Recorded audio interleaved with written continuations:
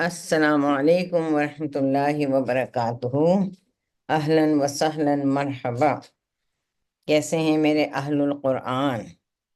I hope کہ آپ سب لوگ بالکل خیر و عافیت سے ہوں گے، ایمان کی بہترین حالت میں ہوں گے انشاءاللہ تعالی۔ تو چلیں ہم اپنا شروع کرتے ہیں پھر آج کی کلاس۔ اور آج کی کلاس میں جیسا کہ آپ کو پتہ ہے کہ ہم شروع میں مطلب اس جو ہمارا کیا کہتے ہیں اسپریچول بریتھر ہوتا ہے یا تربیہ سیشن ہے وہ ہم کرتے ہیں۔ تو ہم سب سے پہلے دعا سے کریں گے، اللہم وفقنی لما تحب و ترضا۔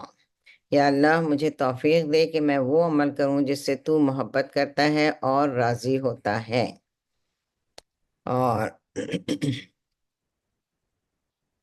اللہ سے دعا ہے کہ وہ اس سفر کو آپ سب کے لیے نہایت آسان فرما دے، آپ کے سینے کو کھول دے اور اس راستے کی رکاوٹوں کو آسانیوں میں بدل دے، اور ہماری نیتوں کو آخری دم تک اپنے لیے خالص رکھیں۔ آپ لوگوں کو یہ معلوم ہے کہ نیت صرف کلاس کے شروع میں ہی نہیں، جب کورس شروع ہوتا ہے اس میں ہی نہیں، ہمیں ہر وقت اپنی نیت کو چیک کرتے رہنا ہے کہ ہم یہ کام کس لیے کر رہے ہیں۔ اگر ہم یہ کام اللہ کے لیے کر رہے ہیں، خالص ہماری نیت ہے، تو انشاءاللہ اس میں برکت بھی ہوگی۔ اور الحمدللہ جیسا کہ آپ سب دیکھ رہے ہیں کہ اتنا عرصہ ہو گیا لیکن جو لوگ جمے ہوئے ہیں اللہ تعالیٰ انہیں ثابت قدم رکھا ہوا ہے، الحمدللہ۔ الحمدللہ۔ اب ہمارا تربیہ سیشن ہم شروع کرتے ہیں۔ نحمدہ ونصلی علی رسولہ الکریم، اما بعد، فاعوذ باللہ من الشیطان الرجیم، بسم اللہ الرحمن الرحیم۔ سب سے پہلے ہم چونکہ اس میں احادیث پڑھتے ہیں تو درود شریف پڑھیں گے انشاءاللہ۔ اللہم صلی علی محمد وعلی آل محمد کما صلیت علی ابراہیم وعلی آل ابراہیم انک حمید مجید۔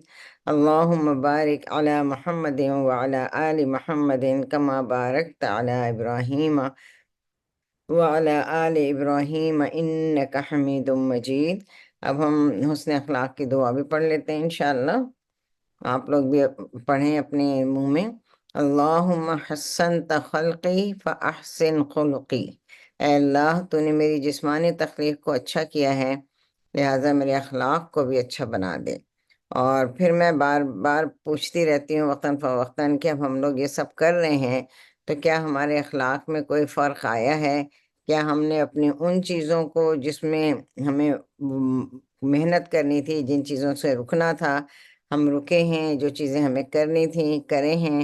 نہیں ہیں تو ایک دفعہ ضرور دہرا لیں اپنے آپ کو کہ ہمیں کیا کرنا چاہیے، کیا نہیں کرنا چاہیے، اور اس کے لیے بھی ایکشن پوائنٹ آپ لوگوں کو لکھنا چاہیے انشاءاللہ۔ تو آج کا ٹاپک بہت اہم ہے، اور آج کا ٹاپک ہے غصہ۔ اب غصہ جو ہے وہ تو ہم سب کو آتا ہے، اور غصہ جو ہے یہ ایک نیچرل تھنگ ہے، اور اللہ تعالیٰ نے ہر ایک کی فطرت میں غصہ ڈالا ہے، لیکن ہمیں یہ دیکھنا ہے کہ غصہ کب کرنا چاہیے، کیسے کرنا چاہیے، کب اچھا ہے کب برا ہے۔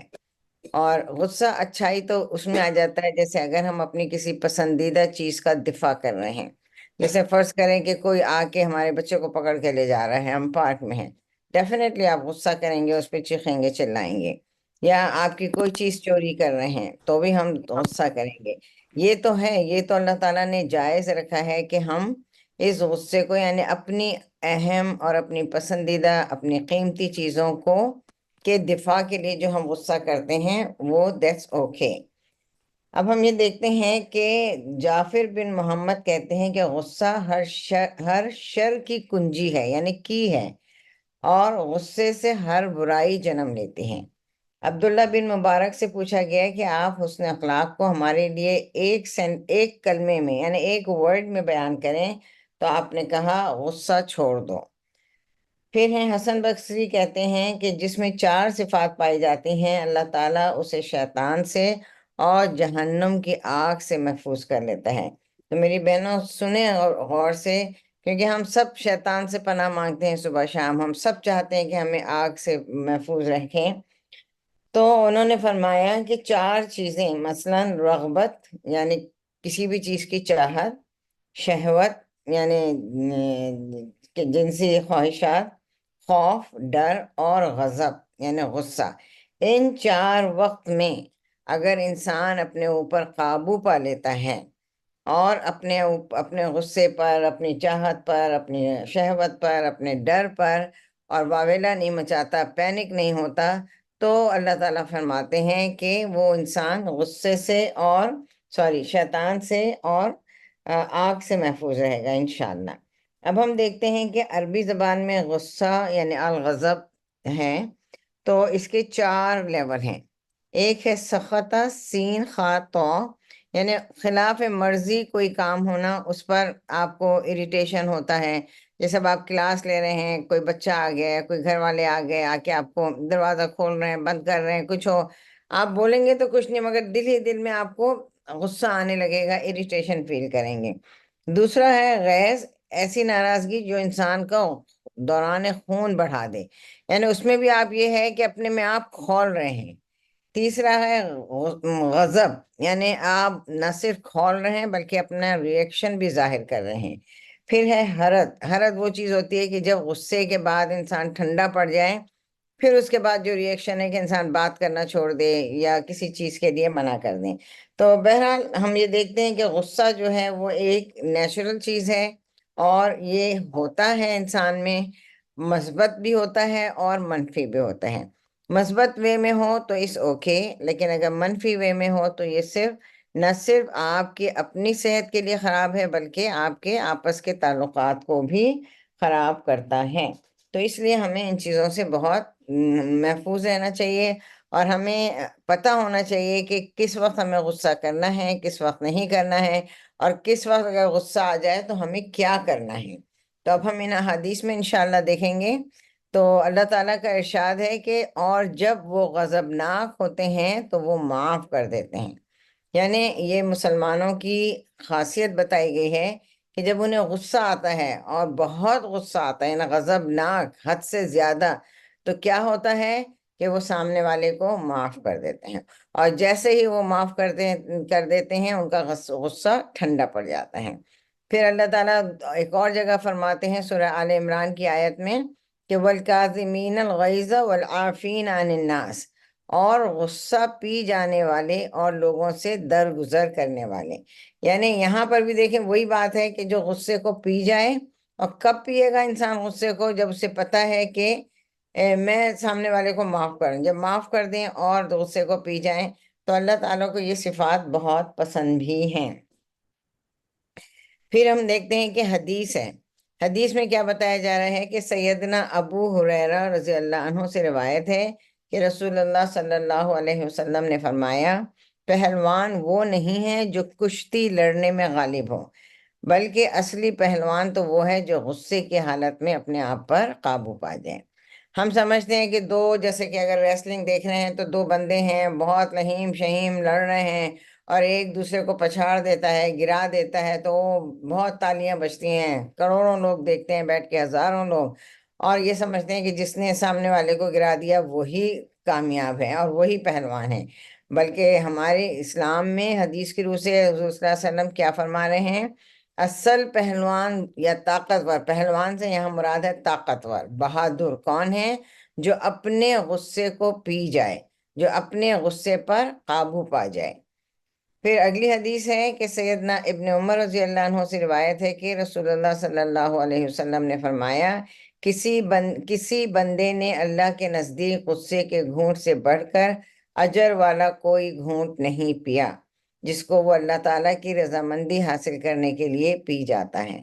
یعنی اگر فرض کریں آپ کو غصہ آ رہا ہے اور وہ شخص سامنے بھی ہے، آپ اس سے بدلہ لے بھی سکتے ہیں، آپ اس کے اوپر چیخ بھی سکتے ہیں، لیکن آپ صرف اللہ کی خاطر یہ سوچ کے خاموش ہو جائیں کہ اللہ کو غصہ کرنا پسند نہیں ہے، اور اللہ کو اس وقت اگر میں اپنے اوپر قابو پا لوں گی تو یہ چیز اللہ کے نزدیک بہت زیادہ قابل قبول ہے، اور اللہ تعالیٰ پسند کرتا ہے ان لوگوں کو جو، جیسے کہ اس میں بتا رہے ہیں کہ سب سے زیادہ اللہ کو وہ گھونٹ پسند ہے جو وہ غصے کو پی جاتا ہے۔ پھر ہے سہل بن معاذ اپنے والد سے روایت کرتے ہیں کہ رسول اللہ صلی اللہ علیہ وسلم نے فرمایا، جو شخص غصے کو روکے حالانکہ اسے اپنا غصہ نکالنے کا اختیار ہو، تو قیامت کے دن اللہ تعالیٰ اس کو تمام لوگوں کے سامنے بلا کر فرمائے گا، جس حور عین کو تم چاہے پسند کر لو۔ اب یہاں پر تھوڑا سا یہ ہے کہ اگر ہم اس کو دیکھیں تو یہ ایسا لگ رہا ہے کہ مردوں کو مخاطب ہے، رائٹ؟ اور ہم سب بھی دیکھتے ہیں کہ ہم عورتیں کچھ بھی ہو اپنے غصے کو قابو میں رکھنے کی کوشش کرتے ہیں، تاکہ کہ بہت اوور نہ ہو جائے، لیکن مرد حضرات کو جو ہے نا غصہ جلدی آ جاتا ہے۔ تو ایک طرح سے اللہ تعالیٰ ان کو ایک یہ لالچ دے رہے ہیں کہ اگر تم نے دنیا میں اپنے غصے کو قابو میں کیا، اپنے غصے پر قابو کر لیا، تو قیامت کے دن اللہ تعالیٰ ان کو نام کے ساتھ بلائیں گے۔ یعنی آگے اس کو اور تفسیر میں یہ بات ہے کہ اللہ تعالیٰ ان کے نام پکار پکار کے انہیں بلائیں گے، اور پھر سب کے سامنے حشر کے دن یہ کہیں گے کہ یہ ہیں وہ لوگ جو اپنے غصے کو قابو کر لیتے تھے، اور پھر ان کے لیے بہت انعام رکھا گیا ہے۔ ان کو کہا جائے گا کہ یہ اب تم ان جس کو چاہو، یعنی ظاہر ہے کہ جو نیک مرد ہوں گے جنت میں انہیں حوریں ملیں گی، تو جس حور کو تم چاہو پسند کر لو، وہ تمہاری ہو جائے گی۔ تو اس میں ایک طرح سے چونکہ مرد کے لیے عورت سب سے زیادہ وہ چیز ہے، تو اللہ تعالیٰ ان کو اس طرح سے ترغیب دے رہے ہیں کہ وہ اپنے آپ کو، اپنے غصے کو پی جائیں اور اپنے غصے پر قابو پائیں والی بات ہے۔ اور پھر جو ہے نیکسٹ حدیث سے پہلے میں ایک چیز یہ بھی بتانا پسند کروں گی کہ ہاں، جیسے کہ اب یہ ایک پہیلی بھی پوچھی جاتی ہے کہ غصہ مطلب کون سی چیز ہے جو حرام ہے لیکن اس کو پینا ثواب ہے؟ تو اس کے لیے یہی ہے کہ غصہ جو ہے حرام ہے، اور اس کو پی جانے والا اس کے لیے بہت بڑا اجر ہے۔ پھر نیکسٹ حدیث ہے ہماری، سیدنا ابن عباس سے روایت ہے کہ نبی کریم صلی اللہ علیہ وسلم نے فرمایا، سکھاؤ اور آسانی کرو، تنگی نہ کرو، اور جب تم میں سے کسی کو غصہ آئے تو اسے چاہیے کہ وہ خاموش رہے۔ تو اس سلسلے میں ایک اور حدیث کا ہم مفہوم دیکھتے ہیں کہ ابو موسیٰ عشری کہتے ہیں کہ حضور صلی اللہ علیہ وسلم جب لوگوں کو تعلیم کے لیے بھیجتے تھے، ظاہر ہے آپ ہر کوئی تو مدینہ آ کر نہیں حاصل کر سکتا تھا، تو آپ لوگوں کو گروپس میں بھیجتے تھے ڈفرینٹ مقامات پر، تو ان کو یہ تاکید کرتے تھے کہ آپ جو ہے سختی نہ کریں، آسانی کریں لوگوں کو، جو ہے آسانی مطلب ان کو کوئی بھی دین سمجھاؤ تو دین کو ایسا پیش مت کرو کہ لوگ دور بھاگیں، تو ان کو محبت سے سکھاؤ، ان کے لیے آسانی پیش کرو، ان کو تنگی نہ کرو۔ اور جب تم میں سے کسی کو غصہ آ جائے، یعنی یہ کیوں حضور صلی اللہ علیہ وسلم نے کہا؟ کیونکہ جیسا ہم اپنے آپ کو بھی دیکھیں، اگر ہم بچوں میں سے بھی کوئی بات کرتے ہیں، ایک دفعہ کہیں گے، دو دفعہ کہیں گے، تیسری دفعہ وہ پوچھے گا، امی کیا کیا کہہ رہی ہیں آپ؟ تو ہم کو غصہ آ جاتا ہے کہ تم سن نہیں رہے۔ تو اس وقت کیا ہے کہ اگر غصہ آ جائے تو آپ خاموش ہو جائیں، کیونکہ یہ چھوٹی چھوٹی چیزیں ہیں جو ہمیں اپنے رویے میں چینج لانا ہے۔ یہ ہر گھر کی کہانی ہے، ہر گھر میں یہ ہوتا ہے کہ ہم بچے ہوں یا بڑے ہوں، اگر کوئی بات کر رہا ہے، ہم نے کوئی بات کہہ دی ایک دفعہ، دو دفعہ، جب تیسری دفعہ ہم کہتے ہیں تو ہم چیخ کے کہتے ہیں، بلکہ اور برا بھلا بھی بول دیں گے کہ تم غور سے نہیں سن رہے، تمہیں کیا ہو گیا، تمہیں یہ ہے، تمہیں وہ ہے۔ اس وقت ہمیں بجائے اس کے کہ ہم سامنے والے کے اوپر بولیں، اس پہ غصہ کریں، ہمیں کیا کرنا چاہیے؟ خاموش ہو جانا چاہیے۔ جب ہم خاموش ہو جائیں گے تو انشاءاللہ تعالی ہمارا غصہ خود بخود ٹھنڈا ہو جائے گا، اور پھر ہم وہی بات تسلی سے آرام سے سامنے والے کو سمجھا سکتے ہیں۔ نیکسٹ حدیث ہے سیدنا انس رضی اللہ عنہ سے روایت ہے، انہوں نے فرمایا رسول اللہ صلی اللہ علیہ وسلم فحش گو نہ تھے، اور نہ آپ صلی اللہ علیہ وسلم لعنت ملامت کرنے والے تھے، نہ گالیاں دینے والے تھے۔ آپ صلی اللہ علیہ وسلم کو بہت غصہ آتا تو صرف اتنا کہہ دیتے، اسے کیا ہو گیا ہے، اس کی پیشانی خاک آلود ہو۔ یعنی کتنی پیاری بات ہے یہ کہ ظاہر ہے اور حضور صلی اللہ علیہ وسلم تو چلا رہے تھے، پوری حکومت چلا رہے تھے، آپ کو مشرکین سے بھی مطلب واسطہ پڑتا تھا، آپ کو منافقوں سے بھی واسطہ پڑتا تھا، تو کیسا نہ کیسا غصہ آتا ہوگا، لیکن آپ غصہ نہیں کرتے بلکہ صرف یہ کہہ دیتے اسے کیا ہو گیا ہے، اس کی پیشانی خاک آلود ہو، یعنی بس ایک پیار سے ایک جملہ آپ کہہ دیتے تھے کہ بھئی اس کو جو ہے، یعنی خاک آلود ہو سے مطلب اس کو، یعنی وہ اس معنی میں نہیں ہے برائی میں، کہ بس یہ ہے کہ آپ نے اسے ایک جملے کا استعمال کرتے تھے۔ جیسے اب ہم یہ بھی کہتے ہیں نا کہ جب غصہ آتا ہے تو ہم بچوں کو بھی کہتے ہیں کہ بھئی دفع ہو جاؤ یہاں سے، حالانکہ دفع ہو جاؤ کا مطلب کوئی اتنا اچھا تو نہیں ہے، لیکن ہم کہتے ہیں ہمیں ان ایسی چیزوں سے پرہیز کرنا چاہیے۔ اس کے بدلے یہ ہے کہ آپ خود اس جگہ سے نکل جائیں۔ اگر آپ کو بہت غصہ آ رہا ہے، آپ اس سچویشن سے ہٹ جائیں۔ آگے ہم تھوڑا سا ایک دو باتیں اس پہ بھی کریں گے۔ اگلی حدیث ہے کہ سیدنا ابو ذر رضی اللہ عنہ سے روایت ہے کہ رسول اللہ صلی اللہ علیہ وسلم نے فرمایا، جب تم میں سے کوئی غصے میں ہو، اگر وہ کھڑا ہے تو بیٹھ جائے، اور اگر غصہ جاتا رہے تو خیر، ورنہ لیٹ جائے۔ تو اب یہ آخر میں اس حدیث میں یہ بتا دیا گیا ہے کہ اگر آپ کو غصہ آ رہا ہے تو آپ کیا کریں۔ اگر آپ کھڑے ہیں اور آپ بے چین ہیں، آپ کے منہ سے اول فول نکل رہا ہے، تو فوراً بیٹھ جائیں، اور اگر بیٹھنے سے بھی غصہ کم نہیں ہوتا تو لیٹ جائیں۔ اس کے علاوہ ایک اور چیز ہے کہ اگر آپ کو غصہ آ رہا ہے تو آپ پانی پی لیں، کیونکہ غصہ جو ہے نا وہ آگ ہے، اور یہ شیطان کی طرف سے ڈالا ہوا ایک وہ ہے کہ انسان کے دل میں آگ کا انگارہ ہے، تو اس کو آپ پانی سے ٹھنڈا کر سکتے ہیں۔ اور تیسری چیز یہ ہے کہ انسان وضو کر لے، وضو کرنے سے بھی آپ کا غصہ ٹھنڈا ہو جائے گا۔ تو اول تو یہ ہے کہ، اور پھر یہ ہے کہ ہم دعا کریں۔ اگر ہمیں واقعی غصہ بہت آتا ہے تو ہمیں چاہیے کہ ہم اللہ سے دعا کریں کہ اللہ مجھے اس چیز سے نکال، مجھے اس تکلیف، یہ ایک تکلیف دہ چیز ہے کہ آپ کے منہ سے آل فائر نکل رہا ہے۔ پھر اس کے علاوہ بھی یہ کہ اگر آپ غصہ کر رہے ہیں تو آپ کی اپنی طبیعت پر بھی یہ بہت گراں گزرے گا، آپ کا بلڈ پریشر ہائی ہو جائے گا، آپ کے لیے اور مسئلے ہو جائیں گے۔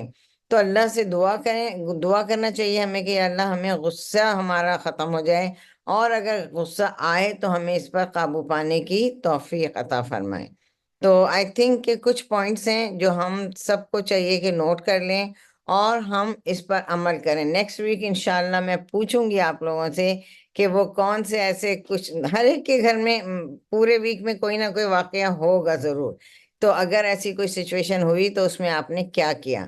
تو ہمیں اللہ سے دعا بھی کرنا ہے اس سچویشن۔ ہاں، ایک چیز یہ بھی ہے کہ اگر آپ لڑائی ہو رہی ہے، غصہ ہو رہا ہے، منہ در منہ باتیں ہو رہی ہیں، تو آپ وہاں سے ہٹ جائیں، اس سچویشن سے دور ہو جائیں، گھر سے باہر چلے جائیں، دوسرے کمرے میں چلے جائیں، بجائے اس کے کہ منہ در منہ آپ بحث کرتے رہیں، وہ شوہر ہو یا بیٹا ہو یا بیٹی ہو، آپ وہاں سے ہٹ جائیں۔ تو یہ کچھ چیزیں ہیں جو ہم کو عملی نکات ہیں، اور ان نکات پر ہمیں عمل کرنا چاہیے انشاءاللہ تعالی۔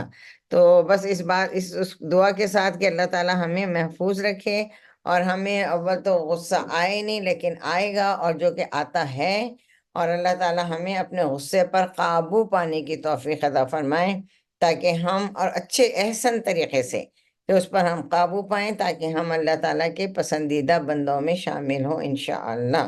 سبحانک اللہم و بحمدک، نشہد ان لا الہ الا انت، نستغفرک و نتوب الیک۔ السلام علیکم ورحمۃ اللہ وبرکاتہ۔ اب ہم سسٹر سعدیہ سے تجوید سیکھیں گے انشاءاللہ۔ السلام علیکم ورحمۃ اللہ وبرکاتہ۔ وعلیکم السلام ورحمۃ اللہ وبرکاتہ۔ کیسے ہیں آپ سب لوگ؟ الحمدللہ آج ہم پھر اپنی کلاس کے ساتھ یہاں پر موجود ہیں۔ اللہ سے دعا کرتے ہیں کہ اللہ تعالیٰ جو کچھ بھی ہم پڑھیں اس میں یہ ہمارے ذہنوں میں محفوظ رکھے، اور ہم اس کو اپنی قرآن کے ریسائٹیشن کے وقت ان سب چیزوں کو یاد رکھ کے اس کو اپلائی کر سکیں۔ تو یہ آج کا اپنا سیشن شروع کرتے ہیں دعا کے ساتھ۔ رب اشرح لي صدري ويسر لي أمري واحلل عقدة من لساني يفقهوا قولي ربي زدني علما اللهم فقهنا في الدين آمین یا رب العالمین۔ ہم لوگ اپنے لاسٹ سیشن میں ہم نے مد سیکھنا شروع کیا تھا کہ مد کیا ہوتا ہے، یعنی کہ لینتھ جو کھینچنا، دیکھتے ہیں اس کی ڈیفینیشن لاسٹ ویک کی تھی، مگر جسٹ کوئکلی ریویو کر لیتی ہوں کہ مد کے لغوی معنی دراز کرنا، کھینچنا، لمبا کرنا، زیادہ کرنا۔ اور اس کو یعنی کہ پرولونگ کسی بھی چیز کو لینتھ دینا یا پرولونگ کرنا، لینتھن اور پرولونگ. اور اس کے اصطلاحی معنی ہیں کہ حروف مدہ یا کھڑی حرکات اور حروف لین پر آواز کا دراز کرنا، extending the sound of vowels. پھر ہم نے دیکھا تھا کہ کتنے ٹائپس آف مد ہیں. تو مد کی دو حصوں میں مد کو ڈیوائڈ کیا گیا تھا، ایک مد اصلی اور مد فرائی. مد اصلی کو مد طبعی بھی کہتے ہیں یعنی کہ نیچرل مد، اور مد فرائی یعنی کہ اس کا ایکسٹینشن. تو اور اس کی میں نے آپ کو مثال دے کے بتایا تھا کہ اسکالرز نے یہ کہاں سے لیے ہیں، یہ لفظ یہ کہاں سے ان کی بیس بنی ہے، کہ قرآن کی آیت سے بتایا تھا اس کو. نیکسٹ سلائیڈ جی. کہ مد اصلی جو ہے یہ قرآن میں جو سورہ ابراہیم کی آیت ہے، الم تری کیف ضرب اللہ مثلا کلمۃ طیبۃ کشجرۃ طیبہ اصلها ثابت وفرعها فی السماء، کہ ایک درخت کی مثال دی کہ اس کی جڑیں جو ہیں وہ ثابت ہیں، اور فرعها اور اس کی جو شاخیں ہیں وہ آسمان میں پھیلی ہوئی ہیں.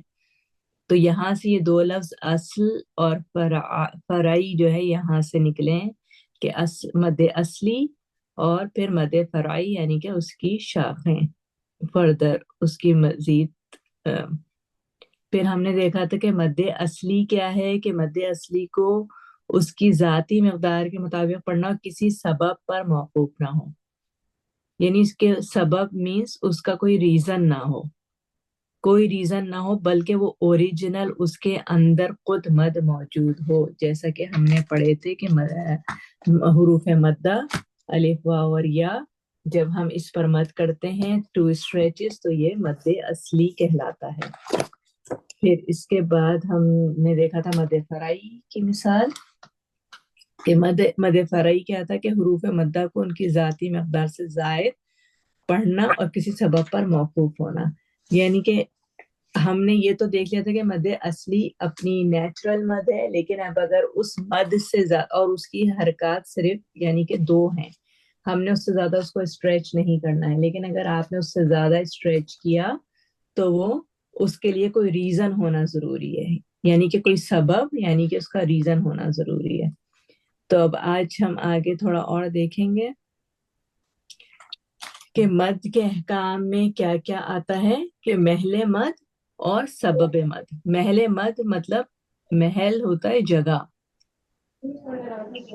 اور یہ جو ہے نا یہ میری اپنی ٹرمز نہیں ہے، یہ جو ہے تجوید، کیونکہ ہم یہ ایک عربک مضمون ہے اور اس میں جو لفظ استعمال کیے گئے ہیں وہ سب اسکالرز نے بنائے ہیں اور اسی کے مطابق اس کو ہم کو پڑھنا ہوتا ہے. تو اگر میں اس کو ڈیفائن کر دیتی ہوں کہ محل مد مینس جگہ ہے، اس کا پلیس ہے، پلیس بیسیکلی کہ کہاں سے نکل رہا ہے، اور سبب مد کہ اس کا ریزن کیا ہے. تو 2 احکام مد کو ہونے کے لیے 2 چیزیں چاہیے، اس کی ایک جگہ چاہیے، اگر وہ جگہ ہے اس کا پلیس ہے کوئی تو اس کو ہم محل مد کہتے ہیں، اور سیکنڈ ہے سبب مد یعنی کہ اس کا ریزن. تو محل مد میں صرف حروف مدہ اور حروف لین آتے ہیں. حروف مدہ اور حروف لین ہم اب کر چکے ہیں. حروف مدہ الف واو اور یا ہیں، اور حروف لین صرف واو اور یا ہیں. حروف مدہ میں فتحہ پہلے آتا ہے، الف سے پہلے فتحہ، واو سے پہلے دمہ اور یا سے پہلے کسرہ. حروف مدہ کی نشانی اس وقت حروف مدہ کو ہم حروف مدہ کہتے ہیں اور اسٹریچ کرتے ہیں. اور حروف لین میں واو اور یا سے پہلے والے لیٹر پر اگر فتحہ آ جائے تو اسے ہم حروف لین کہتے ہیں. ہوپفلی یہ سب چیزیں پریویس آپ پڑھ چکے ہیں اور یہ سب آپ کو ایسے ہی زبانی بہت اچھی طریقے سے دماغ میں بیٹھی ہوئی ہوں گی. تو اس کو پڑھنے کی میرا خیال ہے ہمیں ضرورت نہیں ہے. ہم کو سب کو پتا ہے کہ حروف مدہ اور حروف لین کون سے ہیں، اور وہ جب آتے ہیں تو ہم کو پتا ہے کہ اس جگہ پر ہم نے مد کرنا ہے. تو یہ محل مد ہو گیا. ٹھیک ہے، اب ہم نیکسٹ دیکھتے ہیں سبب مد، کہ ریزن کیا ہے مد کا. تو محل مد کے لیے ہم نے دیکھ لیا کہ یہ تو جو ہم نے ابھی بتایا ہے کہ مد طبعی، مد اصلی یا نیچرل مد جو ہے وہ محلے محلے مد میں آتا ہے، ٹھیک ہے، اور کہ حروف مدہ ہیں، حروف لین ہے، ہم نے ہمیں مد کرنا ہے۔ اس کے بعد مد فرعی کے جب ہم اس کے ایکسٹینشن مزید دیکھتے ہیں کہ اور کیا کیا مزید فردر اس میں مد ہیں، تو اس کے لیے کسی ریزن کا ہونا ضروری ہے۔ مد طبعی میں کسی ریزن کا ہونا ضروری ہے، کسی سبب کا ہونا ضروری نہیں ہے، لیکن مد فرعی میں سبب ہونا ضروری ہے۔ وہ سبب کیا ہے؟ حمزہ، سکون اور تشدید۔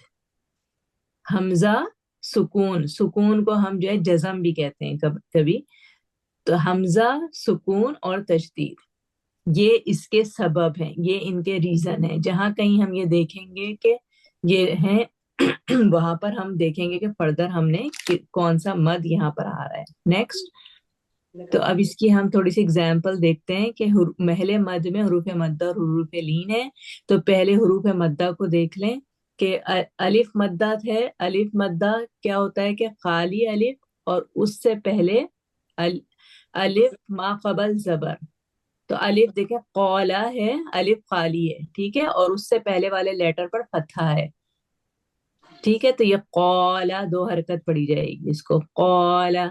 واو مدہ دیکھیں، نیکسٹ ہے ساکن واو ہے، ساکن واو ما قبل پیش، یقولو، یقولو واو ساکن ہے اور اس سے پہلے والے لیٹر پر دمہ ہے، پیش ہے، تو ہم نے اس کو یہ واو جو ہے دو حرکت ہو جائے گا اور حروف مدہ کہلائے گا۔ نمبر 3 ہے یا مدہ، ساکن یا ما قبل زیر، تو یا قیلا دیکھیں یا پہ ساکن ہے اور اس سے قبل لیٹر پر، اس سے پہلے والے لیٹر پر زیر ہے یعنی کہ کسرہ ہے، تو قیلا، یہ قیلا یہ دو حرکت پڑھا جائے گا۔ تو یہ تو بالکل بیسک مثال ہے حروف مدہ، الف واو اور یا کی مثال میں نے آپ کو سمجھا دی کہ یہ محل مد ہو گیا، کہ ہم کو پتا ہے کہ یہاں پر یہ جگہ ہے، یہ بن گیا حروف مدہ اور ہم نے اس کو مد اصلی دو حرکت ہم نے اس کو پڑھا ہے۔ اب حروف لین کی مثال دیکھتے ہیں کہ حروف لین جب آ جائے تو یہ واو لین اور یا لین، تو واو ساکن ما قبل زبر اور یا ساکن ما قبل زیر۔ واو پہ دیکھیں خوفن، واو پر جزم ہے، ساکن ہے اور اس سے پہلے والے لیٹر پر خا پہ زبر ہے، تو یہ دو حرکت پڑا جائے گا، خوفن، خوفن، ٹھیک ہے۔ اب نیکسٹ ہے یا لین، یا ساکن ما قبل زیر و صیف، یا پہ جزم ہے، یا پہ سکون ہے اور اس سے پہلے والے لیٹر پر فتحہ ہے، تو ہم اس کو یہ حروف لین کہلائے گا اور اس کو ہم دو حرکت پڑھیں گے، وصیف، وصیف، ٹھیک ہے۔ اچھا اب نیکسٹ دیکھیے، اب ہم نے یہ تو کلیئر ہو گیا، محل مد کلیئر ہو گیا، اب ہے سبب مد، مطلب مد کا ریزن کیا ہے۔ مد کے ریزن 3 ہیں، حمزہ، سکون اور تشدید، ٹھیک ہے۔ نیکسٹ، اب یہ کب کب آتا ہے؟ حمزہ کب آئے گا؟ جب مد ہوگا، جب حروف مدہ کے بعد حمزہ آئے، جیسے کہ جا۔ اب اگر جا حروف مدہ ہے، جیم الف زبر جا، الف خالی ہے، ابھی جیسے ہم نے مد اصلی میں دیکھا تھا کہ الف خالی تھا اور اس سے پہلے والے لیٹر پر فتحہ تھا، تو یہ سیم وہی مثال ہے، اور لیکن اب اس کے نیکسٹ ہم نے دیکھا کہ اس کے بعد حمزہ آ گیا، حمزہ آ گیا، تو اب اس کے لیے ہم نے اس مد کو، ہم صرف اس کو جا دو حرکت نہیں پڑھیں گے، یہ حمزہ کی وجہ سے یہ سبب بن گیا اس کو لینتھ دینے کا، تو اب ہم اس کو جا ایسا پڑھیں گے۔ نیکسٹ ہے حروف مدہ کے بعد سکون ہے، ٹھیک ہے۔ حروف مدہ کیا تھا؟ الف، یہ الف تھا، ال، اب اس کے بعد جو ہے حمزہ آ گیا، تو ہم اس کو پڑھیں گے آنا، ٹھیک ہے۔ پھر تھرڈ ہے حروف مدہ کے بعد تشدید، تو یہ دال الف زبر دا، حروف دال پہ فتحہ ہے اور الف ہے اس کے بعد خالی، تو یہ دا دو حرکت تھا، مد اصلی تھا، اب اس کے بعد تجدید آ گئی ہے، تو ہم اس کو با پہ تجدید نظر آ رہی ہے، اب ہم اس کو، یہ ریزن بن گیا، اس کو مد دینے کا ریزن بن گیا، اب ہم اس کو اسٹریچ کریں گے دابتن، ٹھیک ہے؟ یہ تین سبب ہم نے دیکھ لیے کہ حمزہ، سکون اور تجدید کی وجہ سے ہم اس کو لینتھ دیتے ہیں، مطلب مد اصلی ہونا ضروری ہے، جیسے کہ ہم نے دیکھا تھا کہ وہ بیس ہے اس کی، مد اصلی الف اور یا، جب یہ لیٹرز ہوں گے مد اصلی کی اپنی لینتھ 2 اسٹریچز ہیں، لیکن اگر اس کے بعد حمزہ، سکون یا تجدید کچھ آ جائے تو ہم اس کو ایکسٹرا لینتھ دیتے ہیں، اس کو ہم سبب مد کی وجہ سے ایکسٹرا لینتھ دے دیتے ہیں، اور پھر ان کے ڈفرینٹ نام ہیں ان مدود کے۔ اس سے پہلے ہم دیکھ لیتے ہیں کہ مد کی مقدار کیا ہونی چاہیے، مطلب ہاں کاؤنٹٹی، مقدار ہے کاؤنٹٹی، تو اب کتنا کاؤنٹ کرنا ہے ہم نے اس کو، تو اس کا پہلا ہے طول، نمبر 2 ہے توسط، اور نمبر 3 ہے قصر۔ قصر 2 حرکات ہیں، یعنی کہ ایک الف کے برابر اسٹریچ کرنا ہے، توسط 4 حرکات ہیں، یعنی کہ دو الف تک اسٹریچ کرنا ہے، اور طول 6 حرکات ہیں، 3 الف تک ان کو اسٹریچ کرنا ہے۔ سب سے لمبی جو مقدار ہے وہ طول ہے، تو طول کو یاد رکھیں طویل سے، اور توسط تو وسط ہوتا ہے، امت وسط، درمیانی، تو توسط جو ہے وسط سے یاد رکھیں، درمیانی، ان مڈل، اور قصر جو ہے سب سے چھوٹی حرکت، قصر جسے کہ ہم نماز قصر کرتے ہیں جب سفر میں ہوتے ہیں تو نماز شارٹ ہو جاتی ہے، تو اس سے یاد رکھیں کہ یہ قصر جو ہے سب سے چھوٹی حرکت ہے، توسط مڈل ہے، اور طول سب سے لانگسٹ مقدار ہے جو کہ 6 ہے، مد لازم۔ وہ انشاءاللہ ہم دیکھیں گے کہ کون سے مد کو کتنی حد تک اسٹریچ کرنا ہے، ٹھیک ہے؟ نیکسٹ، اب یہ ایک اور چھوٹی سی چیز یہ بتا دیتی ہوں کہ الف اور حمزہ میں فرق، کہ الف جب اب کیونکہ لکھا ہوا بعض دفعہ قرآن میں مصحف میں ایسا ہوتا ہے کہ الف اور حمزہ سیم شکل کے نظر آتے ہیں، تو بعض لوگ کنفیوز ہو جاتے ہیں کہ یہ الف ہے یا حمزہ ہے، تو الف ہے جو بغیر کسی حرکت کے ہو، الف کی پر کوئی سائن نہیں ہوتی، الف کی کوئی سائن نہیں ہے، ٹھیک ہے؟ اور حمزہ ہے کہ جب الف پر زیر، زبر، پیش یا ساکن یا کوئی بھی علامت ہو تو وہ حمزہ کہلاتا ہے، جیسے آ، او، ای، اور یا پھر الف پہ جزم، ٹھیک ہے؟ اب یہ لکھا ہے انسانو، تو انسانو میں الف، پہلا والا جو الف ہے اس پر کسرہ آ گئی ہے تو یہ حمزہ ہو گیا، ٹھیک ہے؟ یہ حمزہ ہے، ہم اس کو الف نہیں پڑھیں گے کیونکہ اس کی سائن آ گئی ہے، اور پھر سین کے بعد والا جو الف آ رہا ہے، سین پر زبر ہے، الف خالی ہے، ٹھیک ہے؟ تو یہ الف کہلائے گا، یہ الف ہے، اس کو ہم حمزہ نہیں کہہ سکتے۔ کلیئر ہو گیا سب کو الف اور حمزہ میں فرق؟ تو اب ہم نے یہ دیکھنا ہے کہ اب حمزہ جب آئے گا، کسی الف ہے بالکل جس کی کوئی سائن نہیں ہے، اور جب ہم نے مد اصلی میں یہی دیکھا تھا کہ الف کی اپنی کوئی سائن نہیں ہے اور اس سے پہلے والے لیٹر پر فتحہ ہے تو وہ مد اصلی بنتا ہے، رائٹ؟ تو یہ سا، انسانو، جو سین الف زبر سا، یہ مد اصلی بن گیا، اس کی لینتھ 2 اسٹریچز ہے، یعنی کہ قصر ہے، ٹھیک ہے؟ تو بس میرا خیال ہے کہ آج اچھا ٹھیک ہے، ایک اور دیکھ لیتے ہیں کہ چھوٹی مد اور بڑی مد، یہ بالکل کلیئر سب کے لیے اب ہو گیا ہے کہ محل مد کے بعد سبب نہ ہو تو چھوٹی مد ہوگی۔ محل مد ہم نے دیکھ لیا تھا کہ مد لین اور حروف مدہ اور مد لین ہوں گے تو ہم اس کو اسٹریچ 2 حرکت کریں گے، اور اس کی اپنی کوئی، اس کے لیے کوئی ریزن نہیں ہے، تو ہم اس کو چھوٹی مد یعنی کہ 2 اسٹریچز قصر کریں گے۔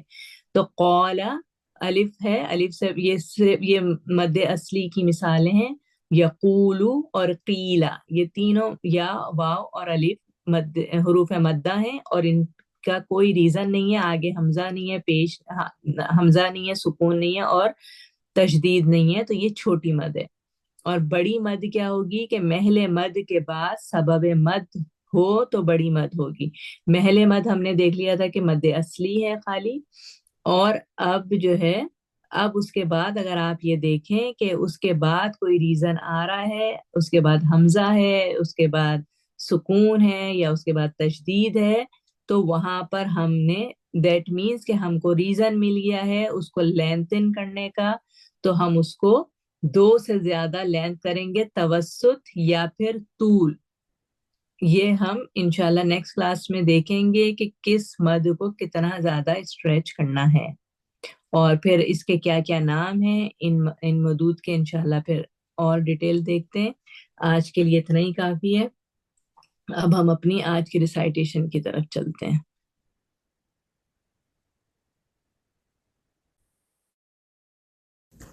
السلام علیکم ورحمۃ اللہ وبرکاتہ۔ آج کے لیسن میں ہماری آیات ہیں سورۃ التوبہ آیا نمبر 37 سے 40 تک۔ اعوذ باللہ من الشیطان الرجیم، بسم اللہ الرحمن الرحیم۔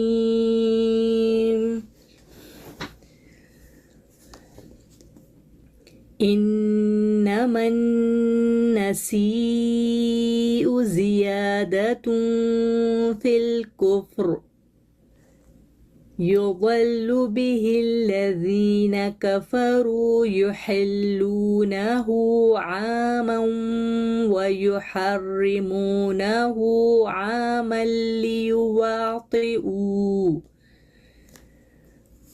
ليواطئوا عدة ما حرم الله فيحلوا ما حرم الله، زين لهم سوء أعمالهم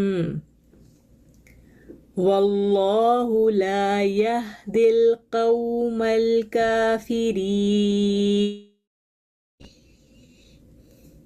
يا أيها الذين آمنوا ما لكم إذا قيل لكم انفروا في سبيل الله اثاقلتم إلى الأرض،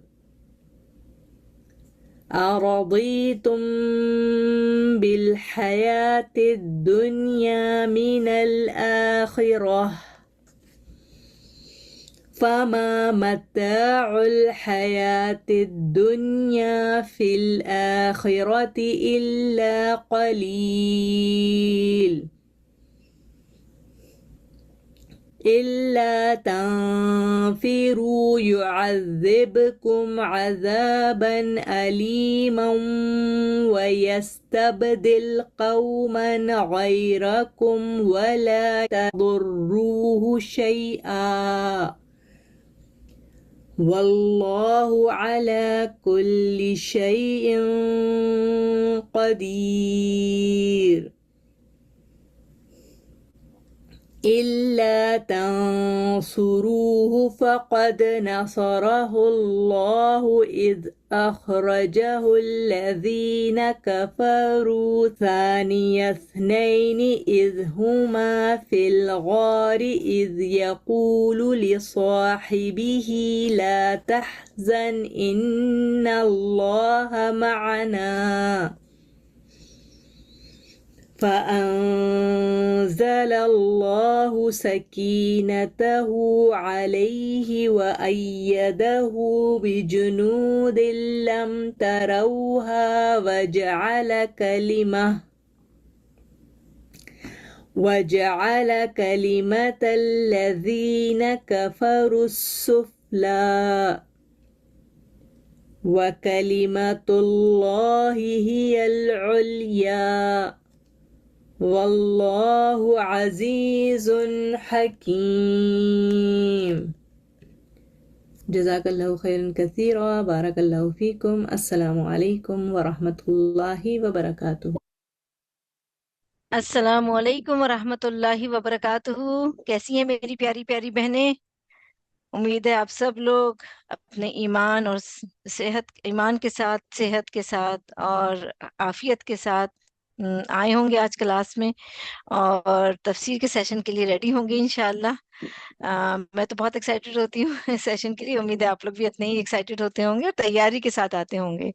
نوٹ بک، پین، پینسل آپ کے ہاتھ میں ہوں گے، میں امید کرتی ہوں. کیونکہ اسٹوڈنٹ آف قرآن جو ہے وہ، یا اسٹوڈنٹ آف، اس کی یہ ایک سائن ہوتی ہے کہ جو ٹولز ہیں اس کے لرننگ کے، وہ سارے وہ اپنے ساتھ یوز کرتا ہے. تو انشاءاللہ اپنے علم کو ہم قلم کے ذریعے محفوظ کرتے ہیں. آپ سنیے اور انشاءاللہ اپنے علم کو محفوظ کیجئے. دعا کے ساتھ آغاز کرتے ہیں. نحمدہ ونصلی علی رسولہ الکریم. فاما بعد، اعوذ باللہ من الشیطان الرجیم. بسم اللہ الرحمن الرحیم. رب اشرح لی صدری ویسر لی امری واحلل عقدۃ من لسانی یفقہوا قولی. اللہم فقہنا فی الدین. یا اللہ ہمیں دین کی سمجھ عطا فرما. اللہم اہد قلبی وسدد لسانی واسلل سخیمۃ قلبی. انشاءاللہ اپنے لاسٹ ویک کا ریویو کر لیتے ہیں ہم. تو آیا نمبر 33 سے ہم نے لاسٹ ویک شروع کیا تھا، اور اس میں اللہ تعالیٰ نے ہمیں یہ بات بتائی تھی کہ اللہ تعالیٰ نے اپنے رسول کو ہدایت، یعنی یہ وہ اللہ ہے جس نے اپنے رسول کو ہدایت اور دین حق، یعنی سچے دین کے ساتھ بھیجا ہے. کیونکہ دین اسلام ہی دین حق ہے، سچا دین ہے، رائٹ؟ جو سچا دین ہے، اب تو اس کے علاوہ جتنے بھی دین ہیں وہ سچے دین نہیں ہیں. تو اسی لیے یہ دین بھیجا ہے اللہ تعالیٰ نے، تاکہ وہ تمام ادیان پر، تمام چیزوں پر آم، آ، چھا جائے، غالب ہو جائے. اور یعنی وہ تمام کے تمام جتنے بھی ادیان ہیں، تمام کی تمام جتنی بھی چیزیں ہیں، ان کے پر وہ غالب ہو جائے، اور چاہے مشرکوں کو کتنا ہی برا لگے. اور آیت نمبر 34 میں ہم نے دیکھا تھا کہ اس میں اللہ تعالیٰ نے ایمان والوں کو خطاب کیا اور ان کو بتایا کہ کتنے ہی علماء ہیں راہبوں میں سے جو یہ بنی اسرائیل کی بات ہے کہ ان میں جو لوگوں کے مال کھاتے ہیں باطل طریقے سے، غلط طریقے سے، رانگلی وہ ہتھیاتے ہیں دوسروں کے مال. اس کی تفصیل ہم نے دیکھی تھی لاسٹ ویک. اور وہ لوگوں کو اللہ کے دین سے روکتے ہیں.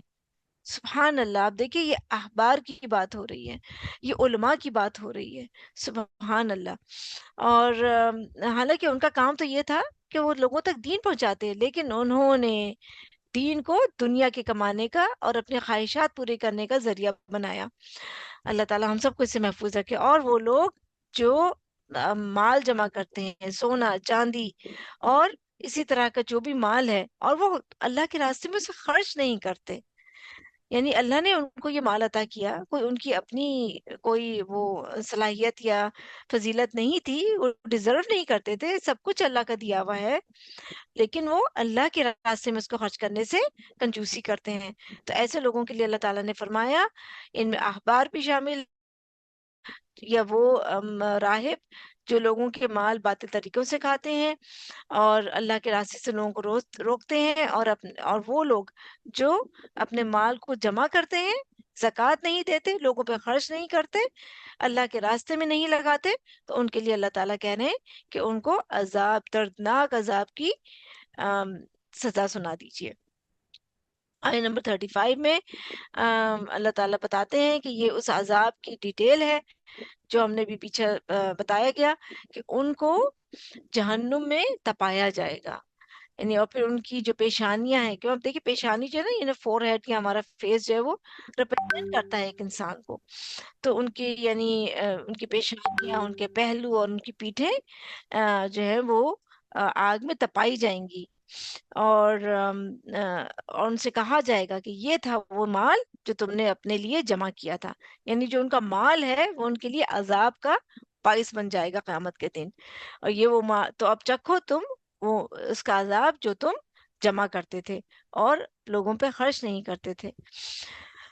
اس کے بعد جو ہے وہ محرم مہینوں کا ذکر ہے کہ اللہ تعالیٰ نے یہاں بتاتے ہیں ہمیں آیت نمبر 36 میں کہ جب سے یہ دنیا یعنی یہ زمین آسمان اور وجود میں آئے ہیں، دن یہ زندگی دنیا کی شروع ہوئی ہے، یہ ساری چیزیں جب اللہ نے بنائی تو شروع سے ہی اول سے ہی اللہ تعالیٰ کے نزدیک مہینوں کی تعداد 12 فکسڈ ہے، اور ان میں سے 4 حرمت والے ہیں یعنی سیکرڈ منتھس ہیں، اور یہی درست دین ہے، مطلب یہ جو 12 تعداد ہے مہینوں کی اور ان میں سے 4 جو حرمت والے ہیں، یہی ایک صحیح طریقہ ہے۔ تو اللہ تعالیٰ کہہ رہے ہیں کہ ان چیزوں میں تم جو ہے ظلم نہ کرو اپنے نفسوں پہ، کیونکہ ہم نے دیکھا تھا پچھلے لاسٹ ویک کے جو مشرکین تھے وہ اس میں گڑبڑ کرتے تھے، اللہ کے یعنی حرمت والے مہینوں میں ان کا احترام نہیں کرتے تھے، ان کو فالو نہیں کرتے تھے۔ پھر یہ کہا جا رہا ہے کہ مشرکین سے جنگ کرو، یعنی یہاں پہ ایڈریس ہے کہ مشرکین سے جنگ، مسلمانوں کو ترغیب دلائی گئی ہے کہ جس طرح سے وہ یعنی اکٹھا ہو کر ایک قوت بن کر، یعنی ایک ان کی ایک آپ دیکھیں کہ اجتماعیت کے ساتھ وہ تم سے جنگ کرتے ہیں، لڑتے ہیں، اسی طرح سے تمہیں بھی تفرقے میں نہیں بٹنا چاہیے، بلکہ اکٹھا ہو کر ایک قوت بن کر ان کے ساتھ میں جنگ کرنی چاہیے، اور اس بات پہ یقین رکھنا چاہیے کہ اللہ تعالیٰ متقی لوگوں کے ساتھ ہی ہے۔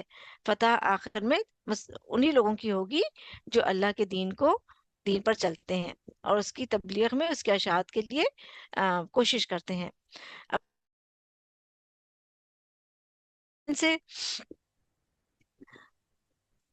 تو پریویس آیاز میں ہم نے دیکھا تھا کہ وہاں پہ بیان ہوا کہ اللہ کی مقرر کردہ فکسڈ جو مہینے ہیں ان کی تعداد 12 ہے، اور ان میں سے 4 حرمت والے مہینے دیکھے ہم نے، سیکرڈ منتھس۔ تو ان میں جو رجب، ذوالقعدہ اور ذوالحج، ذوالقعدہ، ذوالحج و محرم جو ہے وہ کنسیکیٹو منتھس ہیں، رجب جو ہے وہ الگ ڈفرنٹ ہے، مطلب وہ ترتیب میں نہیں آتا۔ بہرحال مشرکین عرب بھی ان 4 منتھس کی حرمت اور سینکٹیٹی پر بلیف رکھتے تھے، یعنی اسلام سے پہلے بھی ان کے ہاں یہ مہینے حرمت والے سمجھے جاتے تھے، قابل احترام سمجھے جاتے تھے۔ تو بیسیکلی عرب لوگ لوٹ مار اور قتل و غارت کرنے والے لوگ تھے، یعنی بہت کامن تھا ان کی، یہ ان کا یہ کسٹم تھا، طریقہ تھا کہ وہ لڑائی جھگڑے والے، مطلب ہر وقت جنگیں کرنا اور لڑنا جھگڑنا، قتل غارت کرنا، یہ ان کا شغل میلہ تھا۔ تو ذوالقعدہ، ذوالحج اور محرم، جیسا کہ میں نے آپ کو کہا کہ یہ 3 متواتر کنزیکٹیو مہینے ہیں، تو 3 مہینوں تک ان کے لیے صبر کرنا اور لڑائی جھگڑا اور جنگ نہ کرنا ایک مشکل اور چیلنجنگ کام تھا۔ تو اس کا سلوشن انہوں نے کیا نکالا کہ جس حرمت والے مہینے میں وہ قتل و غارت اور فائٹنگ وغیرہ کرنا چاہتے تھے، اس کے لیے وہ پہلے سے اناؤنس کرتے تھے کہ اس مہینے کی جگہ ہم فلاں مہینے کو حرمت والا بنا رہے ہیں۔ مثلا محرم کے مہینے کی حرمت کو توڑ کر اس کی جگہ سفر کو حرمت والا مہینہ قرار دیتے تھے، اور محرم کو سفر سے ریپلیس کر کے جو چاہے کرتے۔ تو اس طرح حرمت والے مہینوں میں تقدیم اور تاخیر، یعنی ان کو آگے پیچھے کر دیتے، عدل بدل کر دیتے، ایکسچینج کرتے رہتے، تو اس کو نسی کہا جاتا ہے، یہ ٹرم ہے عربی کی۔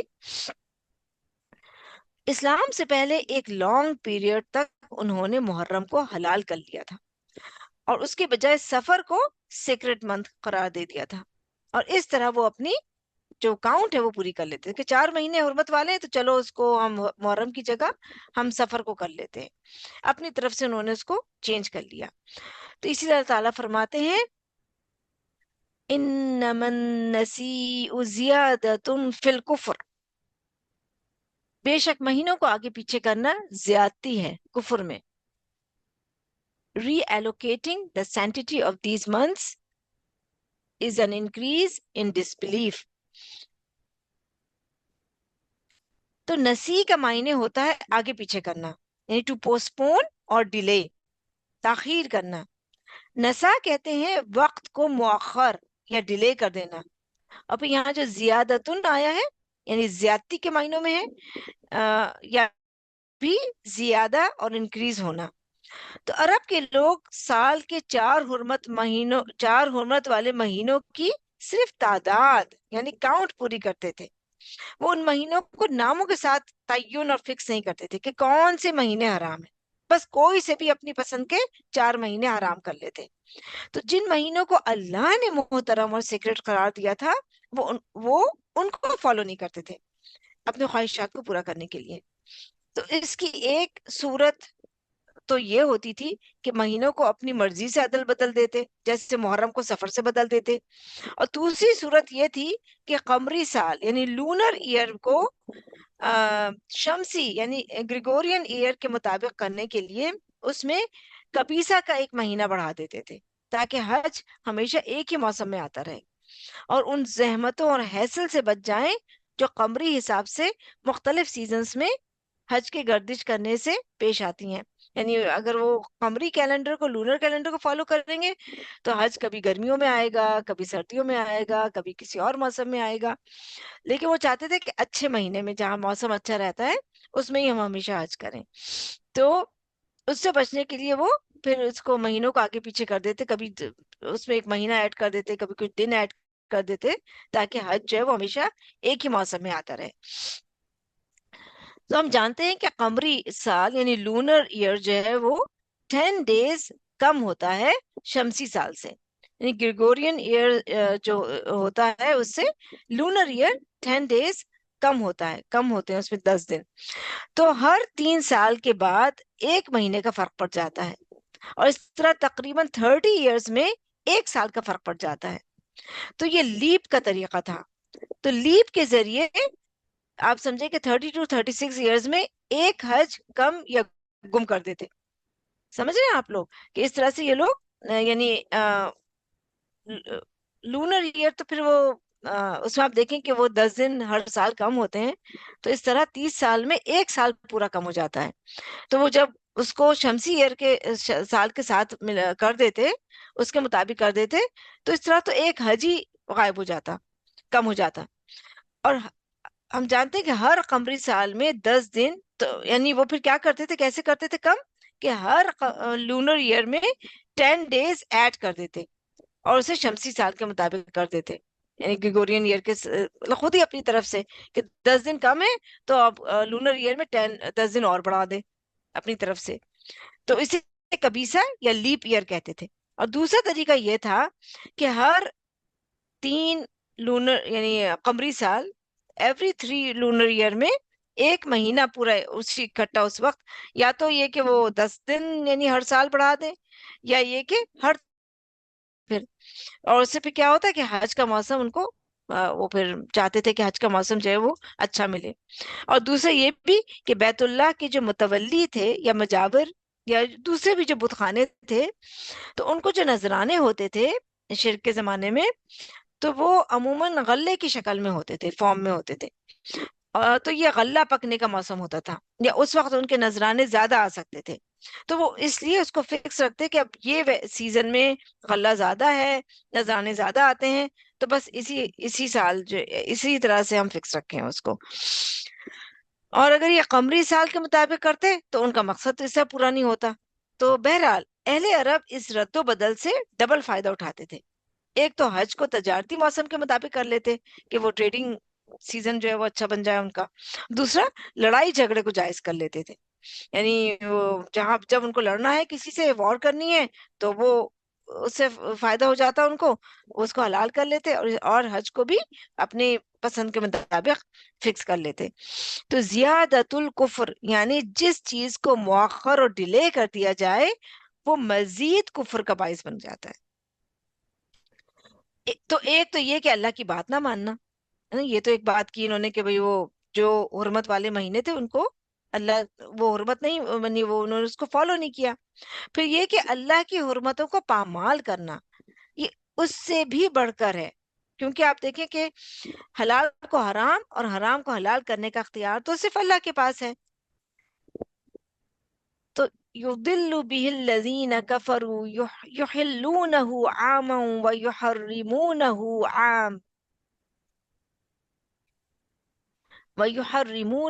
عاما. تو وہ گمراہ کیے جاتے ہیں ساتھ اس کے وہ جنہوں نے کفر کیا وہ حلال کرتے ہیں اس سے 1 سال اور وہ حرام کرتے ہیں اسے 1 سال. لِيُوَاطِعُوا عِدَّةَ مَا حَرَّمَ اللَّهُ، تاکہ وہ درست کر لے گنتی ان کی جو حرام ٹھہرائے اللہ نے.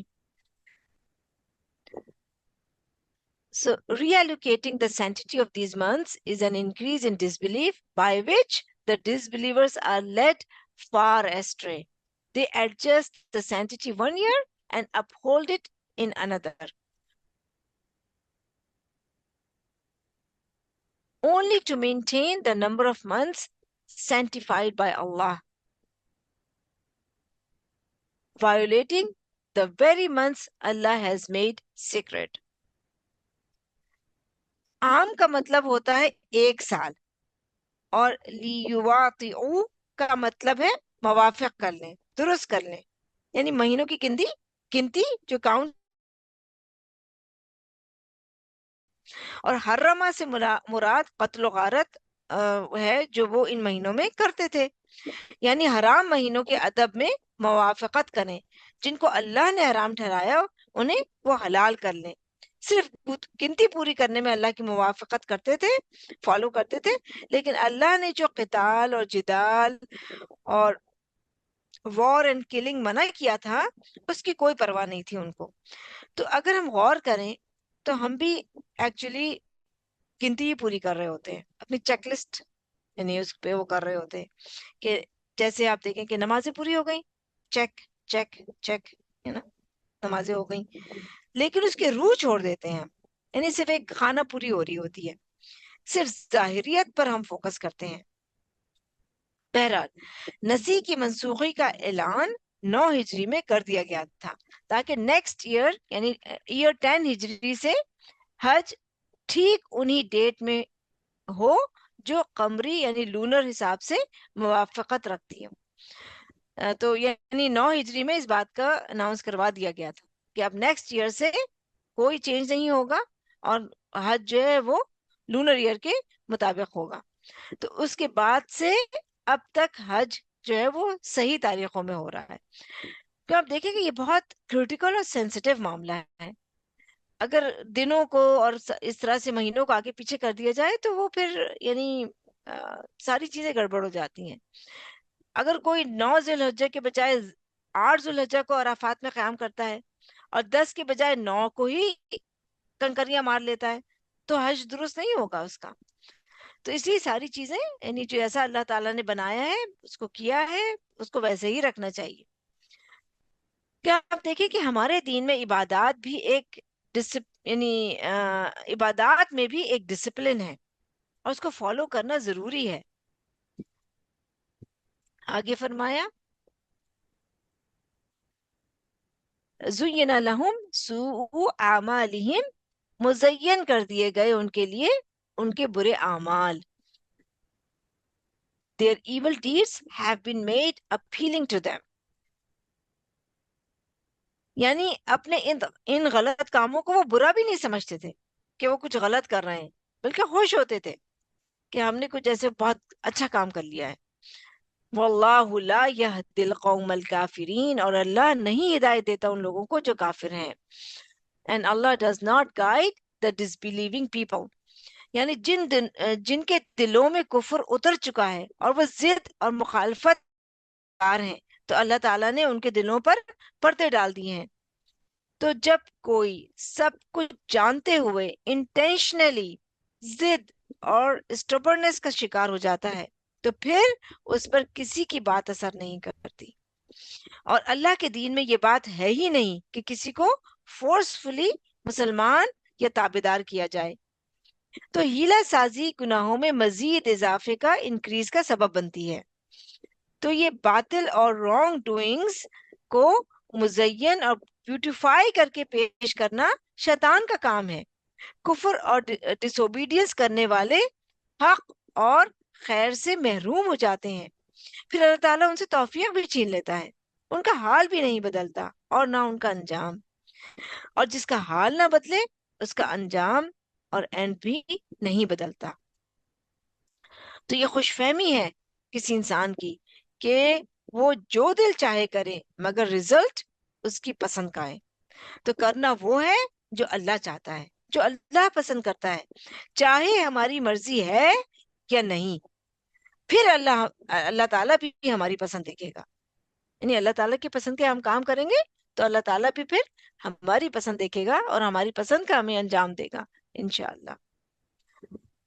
آیت نمبر 38 دیکھ لیتے ہیں. اب یہاں سے غزوہ حنین کے بعد اب غزوہ تبوک کا ذکر ہے. سورہ کی بگننگ سے آیت نمبر 37 تک عرب کے مشرکین سے برات اور اہل کتاب سے مسلمانوں کے ریلیشن شپس اور جہاد کے بیسک احکامات، بدر اور حنین کے واقعات اور ان میں اللہ تعالیٰ کی سپورٹ اور نصرت اور غیبی مدد کا ڈیٹیل میں ذکر کرنے کے بعد اب یہاں سے غزوہ تبوک کا ڈیٹیل میں ذکر ہے. اب کلام منافقین یعنی ہپوکریٹس کی طرف ڈائریکٹ ہو گیا ہے. اس سورہ میں ہر ایک گروپ کو ایڈریس کیا گیا ہے جو مدینے میں پائے جاتے تھے، اہل کتاب اور مشرکین، مسلمان اور منافق، سب کو. تو یہاں سے لے کر اینڈ تک منافقین کی ہی بات ہے. تو اسلام کے اوپن اینیمیز کے بعد یعنی مشرکین اور جو اہل کتاب تھے، ان کے بعد اب اسلام اور مسلمانوں کے چھپے یعنی ہڈن اینیمیز کی طرف توجہ فرمائی گئی اور ڈیٹیل سے ان کی ایک ایک شرارت اور کمزوری ریویل کر دی گئی تاکہ مسلمان اس سے اچھی طرح ویل اویئر ہو جائیں اور ان کے اٹھائے ہوئے فتنوں میں مبتلا نہ ہوں. اس آیت میں ان لوگوں سے ناراضگی کا اظہار کیا گیا ہے جو غزوہ تبوک میں رسول اللہ صلی اللہ علیہ وسلم اور مسلمانوں کی آرمی سے پیچھے رہے تھے، کیونکہ اس وقت کھجوروں کے پھل تیار.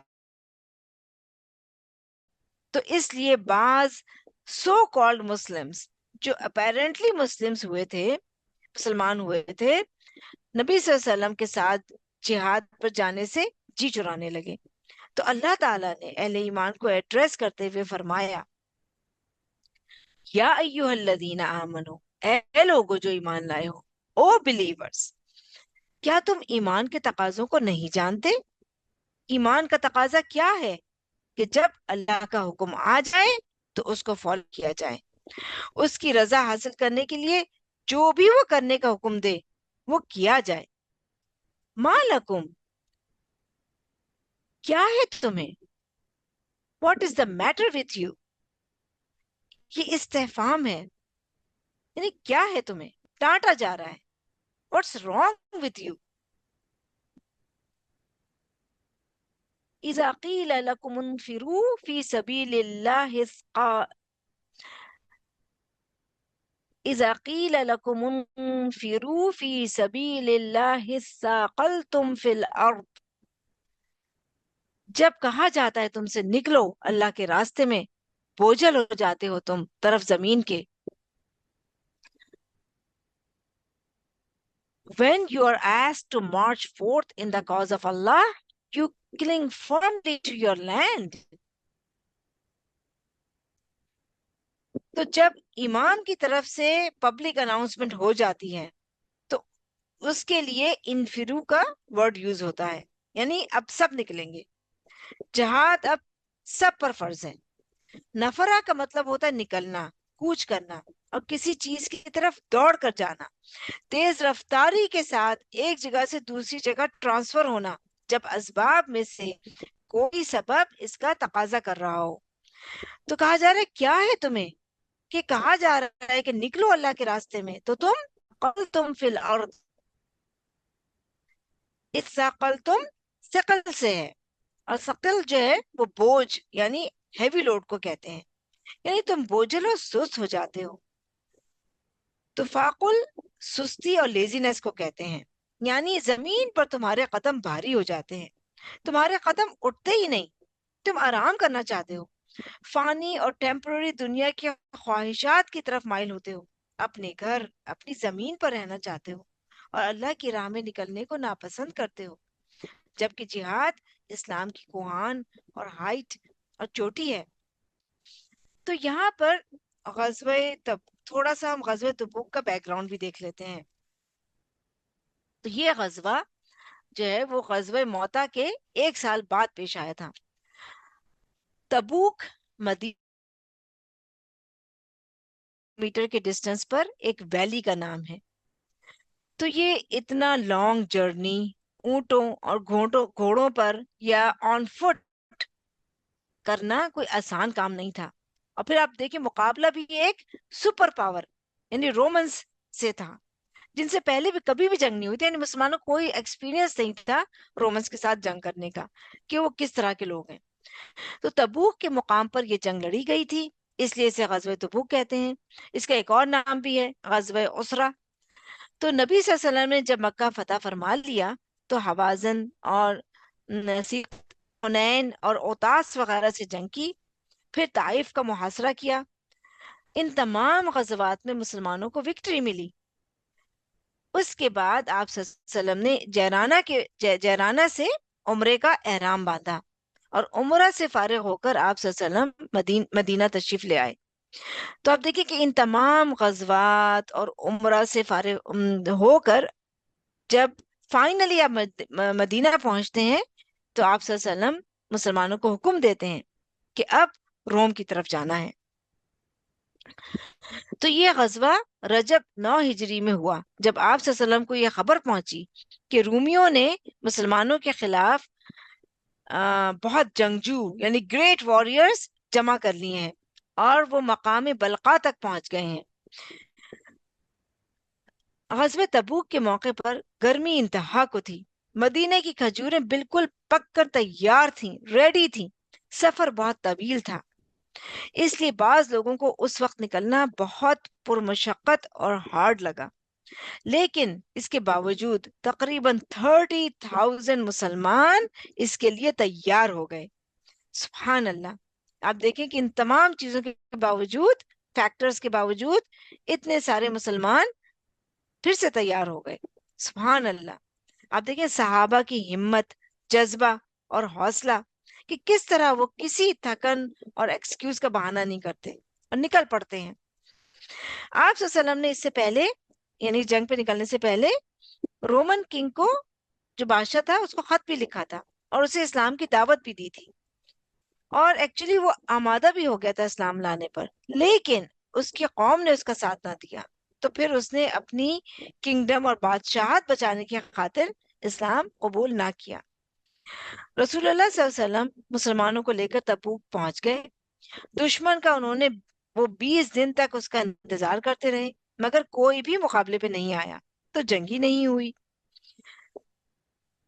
تو اس علاقے کے اور ارد گرد کے لوگوں نے آپ صلی اللہ علیہ وسلم کی خدمت میں حاضر ہو کر آپ کی اطاعت کا عہد کیا، یعنی وہ سرنڈر کر دیا انہوں نے۔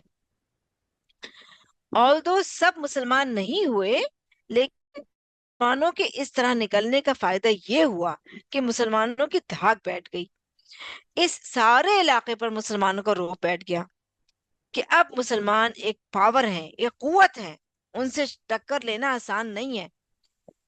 تو نبی صلی اللہ علیہ وسلم عام طور پر جب کسی جنگی مہم پہ یعنی بیٹل فیلڈ ایکسپینڈیچر پہ نکلتے تھے تو اپنے ہدف یا ٹارگٹ کے بارے میں کہ کہاں جانا ہے کلیئرلی نہیں بتاتے تھے، یہ مصلحتوں کی وجہ سے۔ لیکن تبوک کے لیے انہوں نے کلیئرلی بتایا کہ ہم تبوک جا رہے ہیں، کیونکہ گرمی شدید تھی، سفر لمبا اور مشکل تھا، راستہ بھی بیابان اور صحرا اور جنگل پر مشتمل تھا، دشمن کی تعداد بھی زیادہ تھی۔ تو آپ صلی اللہ علیہ وسلم نے پہلے سے بتا دیا تاکہ مسلمان پوری پریپریشن کے ساتھ نکلیں۔ اس موقع پہ ہم دیکھتے ہیں کہ عثمان رضی اللہ عنہ نے 900 کیملز اور 100 ہورسز اور 1000 دینار جو ہیں وہ اس غزوے پہ جانے کے لیے مدد کے طور پہ دیے۔ عبد الرحمن بن عوف نے 29 کلو سلور دیا، چاندی، اور ابو بکر رضی اللہ عنہ نے سارے گھر کا سامان دے دیا۔ عمر رضی اللہ عنہ نے سارے یعنی آدھے گھر کا سامان جو ہے وہ ڈونیٹ کیا، کیونکہ اس وقت سامان کی ضرورت تھی، پریپریشن چاہیے تھی اس لمبے سفر پہ نکلنے کے لیے۔ تو مسلمانوں نے دل کھول کر مدد کی۔ نبی صلی اللہ علیہ وسلم نے حضرت علی رضی اللہ عنہ کو مدینے میں اپنا جانشین بنایا تاکہ وہ ان کے پیچھے مدینہ میں عورتوں اور بچوں کو لک آفٹر کر سکیں۔ حضرت علی رضی اللہ عنہ فرماتے ہیں کہ انہوں نے نبی صلی اللہ علیہ وسلم سے کہا کہ آپ مجھے عورتوں اور بچوں کے بیچ میں چھوڑ کر جا رہے ہیں، یعنی میں بھی جانا چاہتا ہوں۔ آپ کو پتہ ہے حضرت علی بہت گریٹ واریر تھے، بہت ہی بہادر اور اسٹرانگ یعنی پرسن تھے۔ آپ صلی اللہ علیہ وسلم نے فرمایا کیا تم اس بات پر خوش نہیں ہو کہ تم میرے لیے ایسے ہی ہو جیسے موسیٰ علیہ السلام کے لیے ہارون علیہ السلام تھے، فرق صرف یہ ہے کہ میرے بعد کوئی نبی نہیں ہوگا۔ تو بہرحال یہ بیک گراؤنڈ تھا جس میں مسلمانوں سے نکلنے کے لیے کہا گیا، اور سچے مسلمان سب نکلے۔ منافقین نے بہانے کیے اور کچھ سنسیئر مسلمان بھی سستی کی وجہ سے جانے سے رہ گئے۔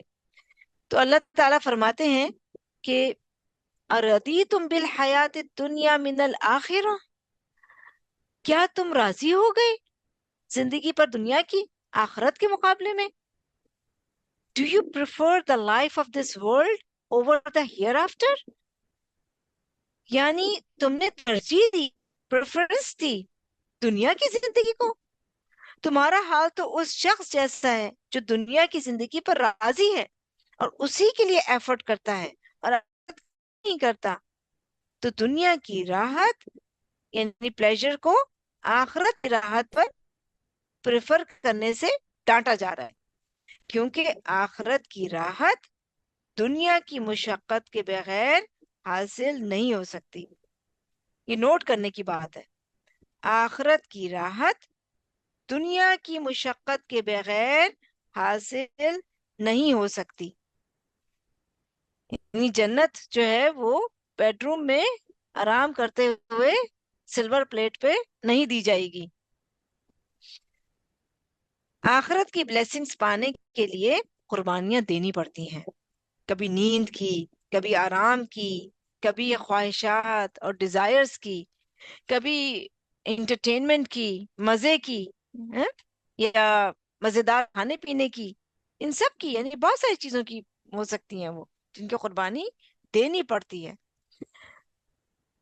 بیڈ آف روزز پہ رہتے ہوئے جنت نہیں مل سکتی، کہنے کا مقصد یہ ہے۔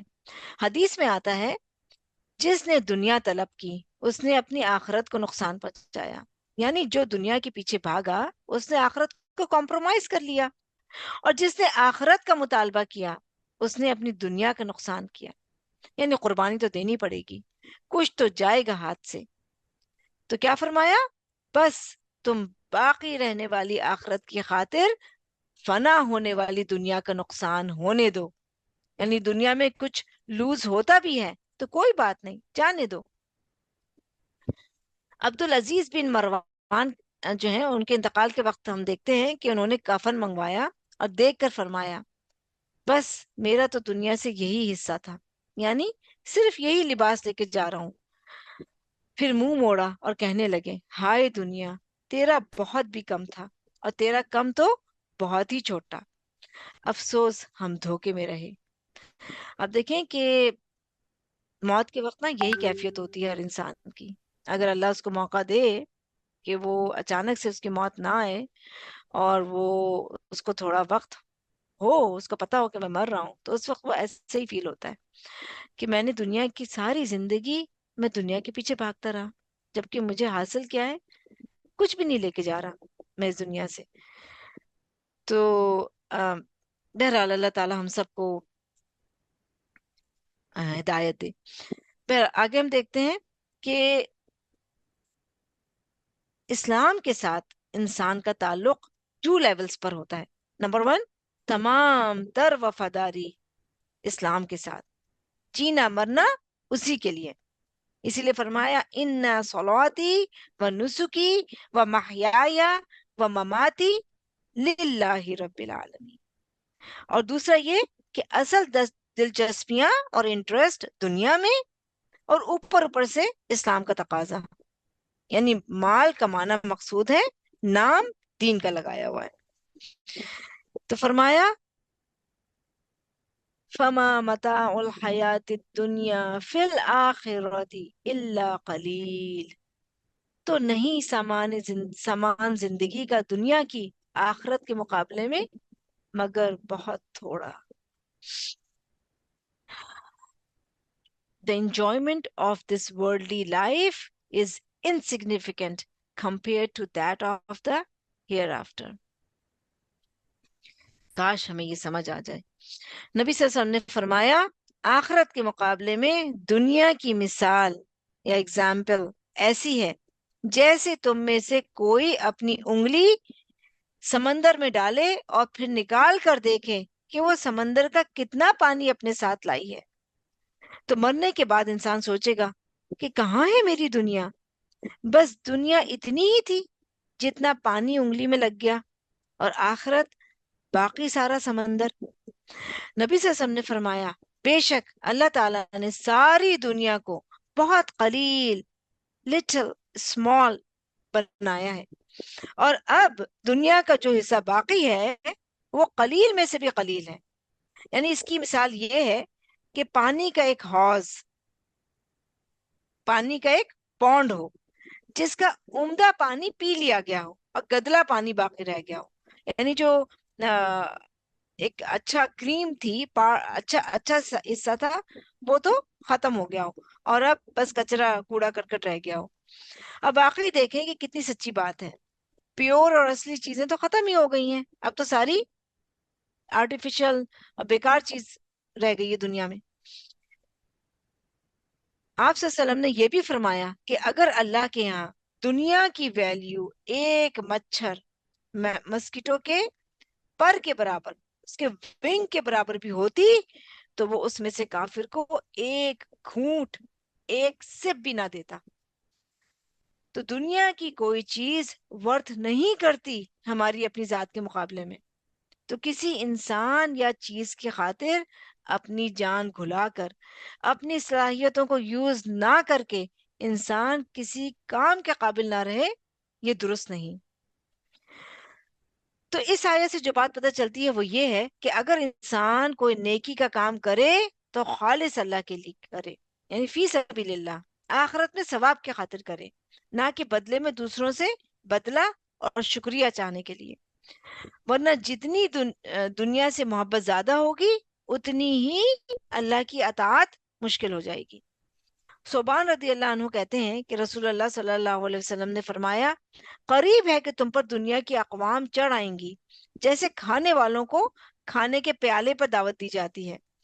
उस पर किसी कहने वाले ने कहा कि क्या हम उस वक्त बहुत कम होंगे? आप सल्लल्लाहु अलैहि वसल्लम ने फरमाया, नहीं, बल्कि तुम उस वक्त बहुत कसरत से होगे, लेकिन तुम सैलाब के ऊपर छाए हुए खसो खाशाक की तरह होगे, और अल्लाह तुम्हारे एनिमी के सीनों से तुम्हारा रोब निकाल देगा, और अल्लाह तुम्हारे दिलों में वहन डाल देगा. किसी कहने वाले ने कहा, या रसूलुल्लाह सल्लल्लाहु अलैहि वसल्लम, वहन क्या चीज है? आप सल्लल्लाहु अलैहि वसल्लम ने फरमाया, दुनिया की मोहब्बत और मौत की नापसंदीदगी. अब देखिए कितनी सच्ची बात है, आज यही हाल है. नेक्स्ट आया देखते हैं हम, 39. प्रीवियस आया में अल्लाह ताला ने आखिरत के सवाब में तरगीब देने की बिना पर जिहाद में तरगीब दिलाई कि फमा मताउल हयात दुनिया फिल आखिरती इल्ला कलील. तो इस आयत में 3 चीजों के साथ जिहाद के बारे में तलकीन की गई है. नंबर 1, इल्ला तंफिरू युअज़्ज़िबकुम अज़ाबन अलीमा, अगर नहीं तुम निकलोगे वो अजाब देगा तुम्हें, दर्दनाक अजाब. If you do not March fourth he will afflict you with a painful torment. तनफिरू, आप देखें ये वही वर्ड है जो दोबारा आया है नफरा से, यानी अगर तुम नबी सल्लल्लाहु अलैहि वसल्लम के साथ जिहाद के लिए नहीं निकलोगे, अगर तुम शौक और बेताबी और तेजी से नहीं निकलोगे जिहाद के लिए, तो क्या होगा? युअज़्ज़िबकुम, बहुत सख्त डांट है, धमकी है यहाँ पे. खास तौर से जो नबी सल्लल्लाहु अलैहि वसल्लम के वक्त में उनका साथ ना दे तो फिर उनके लिए कोई एक्सक्यूज नहीं है. और दुनिया में अजाब अलीम से मुराद जिल्लत, रुसवाई, ह्यूमिलिएशन, गुलामी, स्लेवरी, और आखिरत में इस अजाब का तो अंदाजा ही नहीं लगा सकते. वयस्तब्दिल कौमन गैरकुम वला तदुर्रूहु शैआ, और वो बदल देगा کوئی قوم تمہارے علاوہ، اور نہیں تم ضرر پہنچا سکتے اسے کچھ بھی. And he will replace you with other people. You are not harming him in the least. یعنی اللہ اور اس کے رسول کی مدد چھوڑ کر تم ان کو کوئی نقصان نہیں پہنچا سکتے ہو. یعنی اگر تم یہ سمجھو کہ تم اللہ اور رسول کو کوئی نقصان ہو جائے گا اگر تم نہیں نکلو گے، اس کو کسی کی ضرورت نہیں. سورہ محمد میں آتا ہے، اور اگر تم منہ موڑو گے تو وہ تمہارے بدلے تمہارے علاوہ ایک اور قوم کو لے آئے گا، پھر وہ تم جیسے نہ ہوں گے. یعنی تم اگر نہیں کرتے اللہ کام تو اللہ کسی اور سے کروا لے گا. واللہ علی کل شیء قدیر، اور اللہ اوپر ہر چیز کے خوب قدرت رکھنے والا ہے. And Allah is most capable of every thing, یعنی تمہاری ہیلپ کے بغیر بھی اپنے دشمنوں پر غالب آ سکتا ہے. یعنی اللہ جس کام کو کرنے کا ارادہ لے اس کو کوئی عاجز نہیں کر سکتا. اللہ تعالیٰ قدرت اور طاقت والا ہے، تمہارے بغیر بھی وہ دین کی خدمت کروا سکتا ہے. اور اگر کسی کو کسی نیکی کے کام کی دعوت دی جائے اور وہ عذر اور ایکسکیوزز پیش کرنا شروع کر دے تو اللہ تعالیٰ وہ کام کسی اور سے لے لے گا.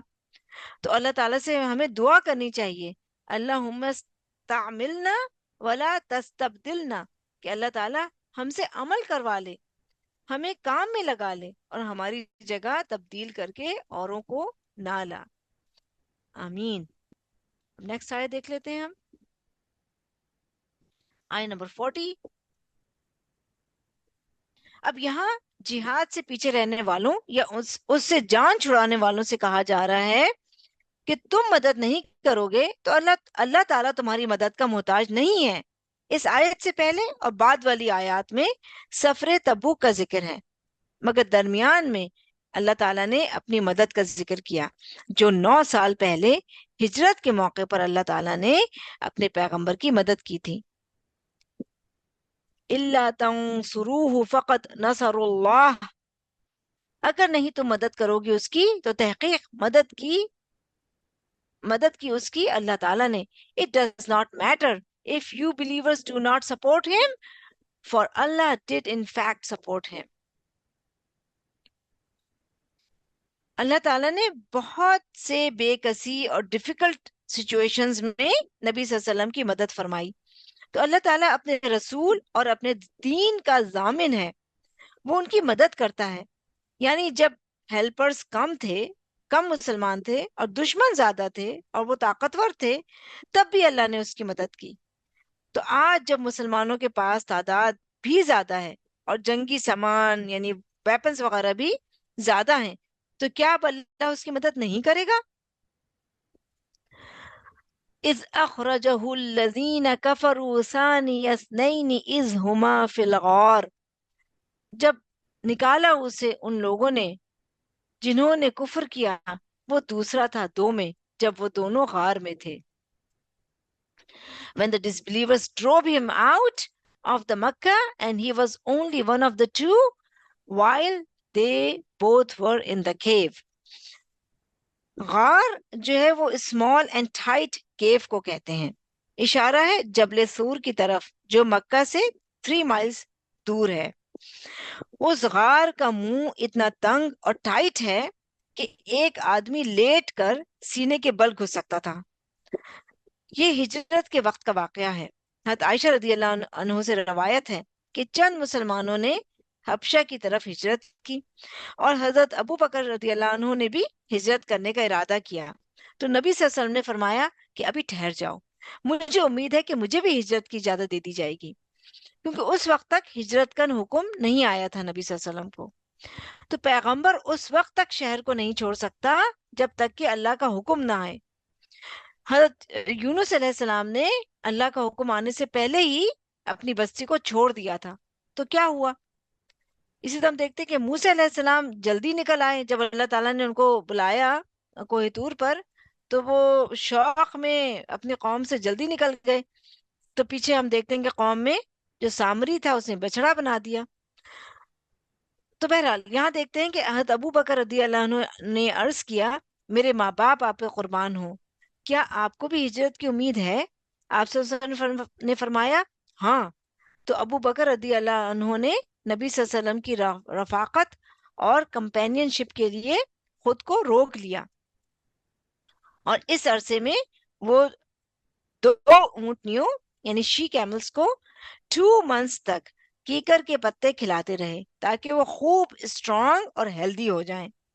اور وہ کہتے ہیں حضرت عائشہ رضی اللہ عنہ نے کہا کہ ہم ایک دن دوپہر کے وقت گھر میں تھے کہ کسی نے ابو بکر رضی اللہ عنہ سے کہا کہ یہ رسول اللہ ہیں جو سر ڈھانپے یعنی کور کیے تشریف لا رہے ہیں۔ یوزلی آپ صلی اللہ علیہ وسلم دوپہر کے وقت ان کے گھر تشریف نہیں لاتے تھے۔ حضرت ابو بکر نے کہا میرے ماں باپ آپ پہ قربان ہو، اللہ کی قسم آپ کسی اہم کام کے لیے اس وقت تشریف لائے ہیں۔ بہرحال نبی صلی اللہ علیہ وسلم نے ان کے گھر پہنچ کر اجازت طلب کی تو انہوں نے اجازت دی۔ آپ صلی اللہ علیہ وسلم اندر تشریف لائے اور فرمایا کہ مجھے ہجرت کی اجازت مل گئی ہے۔ ابو بکر رضی اللہ عنہ نے عرض کیا کہ میرے ماں باپ آپ پہ قربان، اے اللہ کے رسول پھر مجھے رفاقت کی سعادت حاصل رہے گی؟ آپ صلی اللہ علیہ وسلم نے فرمایا ہاں۔ انہوں نے عرض کیا میرے والد آپ پہ قربان، ان دونوں اونٹنیوں میں سے ایک آپ لے لیں۔ اس کے بعد نبی صلی اللہ علیہ وسلم اور ابو بکر رضی اللہ عنہ ایک پہاڑ پر غار سور میں جا کر چھپ گئے اور 3 راتیں وہاں پہ اسٹے کیا۔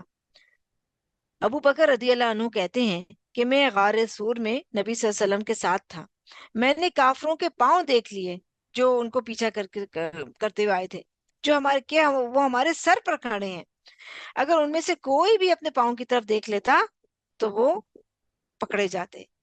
تو حضرت ابو بکر نے کہا اے اللہ کے رسول اگر ان میں سے کسی نے ذرا سا بھی قدم اٹھایا تو وہ ہم کو دیکھ لیں گے۔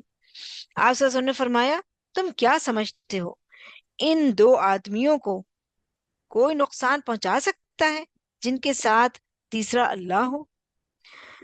تو اب دیکھیں کتنا حوصلہ، یقین اور توکل تھا۔ اذ یقول لصاحبہ لا تحزن ان اللہ معنا while they both were in the cave he assured his companion do not worry Allah is certainly with us۔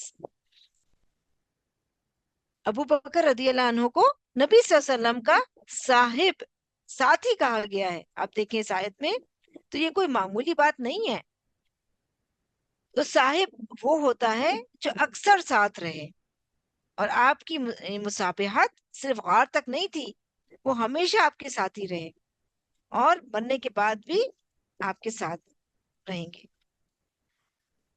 یعنی کوئی اور اس طرح کی صحبت اور کمپینین شپ میں شامل نہیں ہے جس کامل درجے پر ابو بکر صدیق شریک رہے ہیں نبی صلی اللہ علیہ وسلم کے ساتھ۔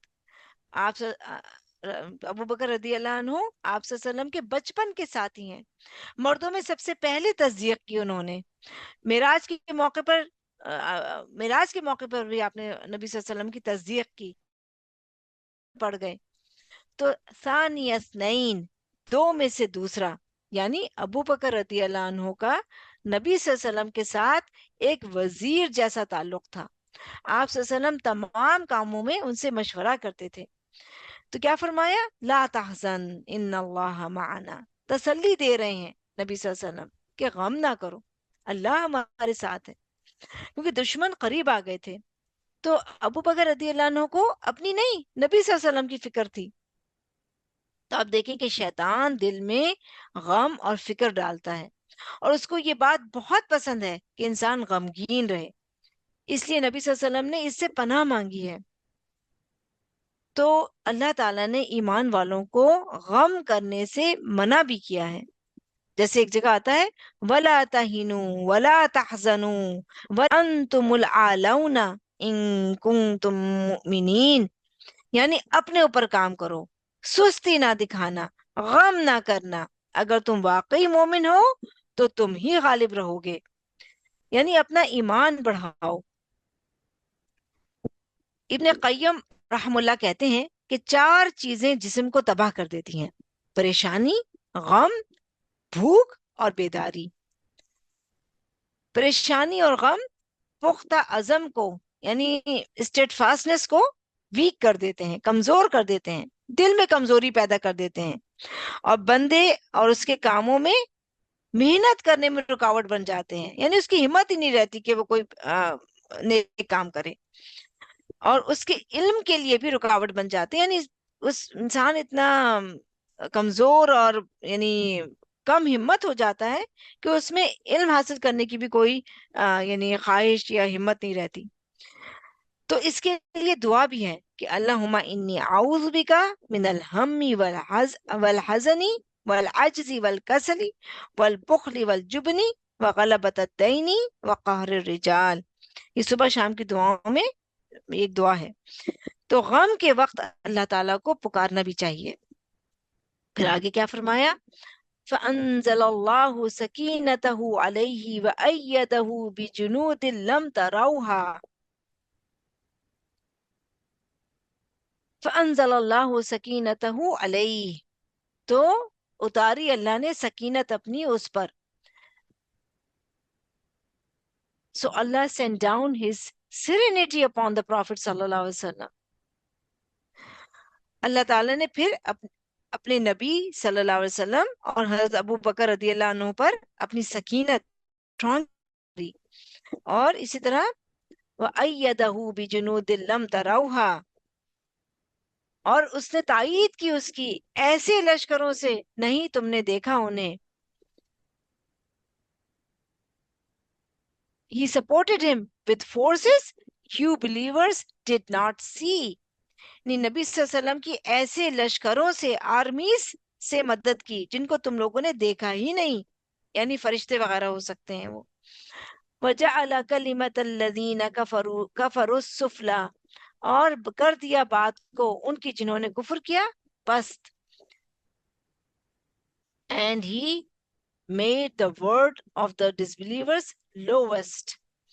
اہل شرک کو ذلیل کر دیا اللہ تعالیٰ نے، وہ ہاتھ ملتے رہ گئے اور نبی صلی اللہ علیہ وسلم نکل گئے۔ وَكَلِمَةُ اللَّهِ هِيَ الْعُلْيَا، اور بات اللہ کی وہی بلند ہے۔ while the word of Allah is supreme۔ اولیا اعلیٰ سے ہے، یعنی اللہ کا کلمہ ہی سب سے اعلیٰ اور بلند اور سپریم ہے۔ واللہ عزیز حکیم، اور ہے اللہ بہت زبردست خوب حکمت والا۔ and Allah is almighty all wise، یعنی اللہ تعالیٰ بندوں سے اپنا انتقام لینے میں غالب ہے، کوئی چیز اسے مغلوب اور اوور پاور نہیں کر سکتی، اور اسی طرح وہ حکمت والا بھی ہے۔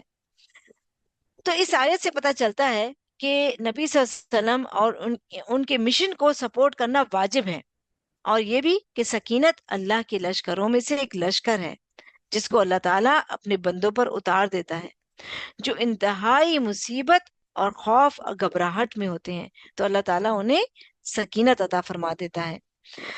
اور اس کے علاوہ آپ دیکھیں کہ کسی کا غم دور کرنا افضل اعمال میں سے ہے۔ نبی صلی اللہ علیہ وسلم نے فرمایا کسی نیکی کے کام کو کرنے کو معمولی نہ سمجھو، خواہ تم کسی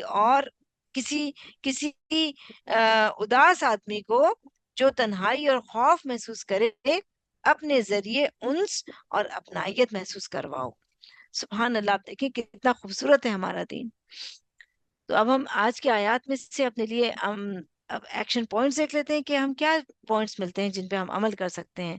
تو آیت نمبر 37 سے ہمیں یہ سمجھ آتا ہے کہ جو بھی اپلیکیشنز ہیں، عبادات ہیں، معاملات ہیں جو اللہ تعالیٰ نے ہم پہ واجب کیے ہیں، ان کو ہمیں دل سے کرنا چاہیے، یعنی اس میں صرف ایک ریچول کے طور پہ، ایک فزیکل ایکسرسائز کے طور پہ، ایک چیک لسٹ کے طور پہ نہیں کرنا چاہیے، بلکہ اس میں اپنی یعنی دل و جان سے اس کو کریں، اور اپنے اندر ایک ڈسپلن کا یعنی ڈیولپ کریں، اور دوسرے یہ کہ اللہ کے دین کے احکامات کے معاملے میں ہیلا بازی نہ کریں، پلے اراؤنڈ نہ کریں ان کے ساتھ۔ آیت نمبر 38 سے ہم سیکھتے ہیں کہ ہمیں آخرت کی کامیابی کو کبھی بھی کمپرومائز نہیں کرنا چاہیے دنیا کی پلیجرز اور اس کی جو یعنی رنگینیاں ہیں، اس کی جو خوبصورتیاں ہیں، یعنی دنیا کی قیمت پر آخرت کی کامیابی کو کمپرومائز نہ کریں۔ اور کوئی بھی نیکی کا کام کریں تو صرف اللہ تعالیٰ کے لیے مخلص ہو کے کریں، اللہ تعالیٰ سے ہی اس کا اجر چاہیں اور کسی اور سے کسی کوئی مطلب اس کی امید نہ رکھیں۔ آیت نمبر 39 سے ہم دیکھتے ہیں کہ اگر اللہ تعالیٰ نے ہمیں کوئی اسکل دی ہے، کوئی صلاحیت دی ہے اور توفیق بھی دی ہے کہ ہم کوئی کچھ اچھا کام کر سکیں، کوئی نیکی کام کر سکیں، تو اس کو اللہ کی بلیسنگ اور اس کا اللہ کی نعمت اور فضل سمجھیں اور پھر اس کو اللہ کی راہ میں استعمال کریں، لگائیں۔ اور آیت نمبر 40 سے ہم دیکھتے ہیں کہ ہمیں دیکھیے زندگی میں کئی مواقع آتے ہیں، غم، خوشی، خوف، رائٹ، ساری چیزیں آتی ہیں ہمارے پر۔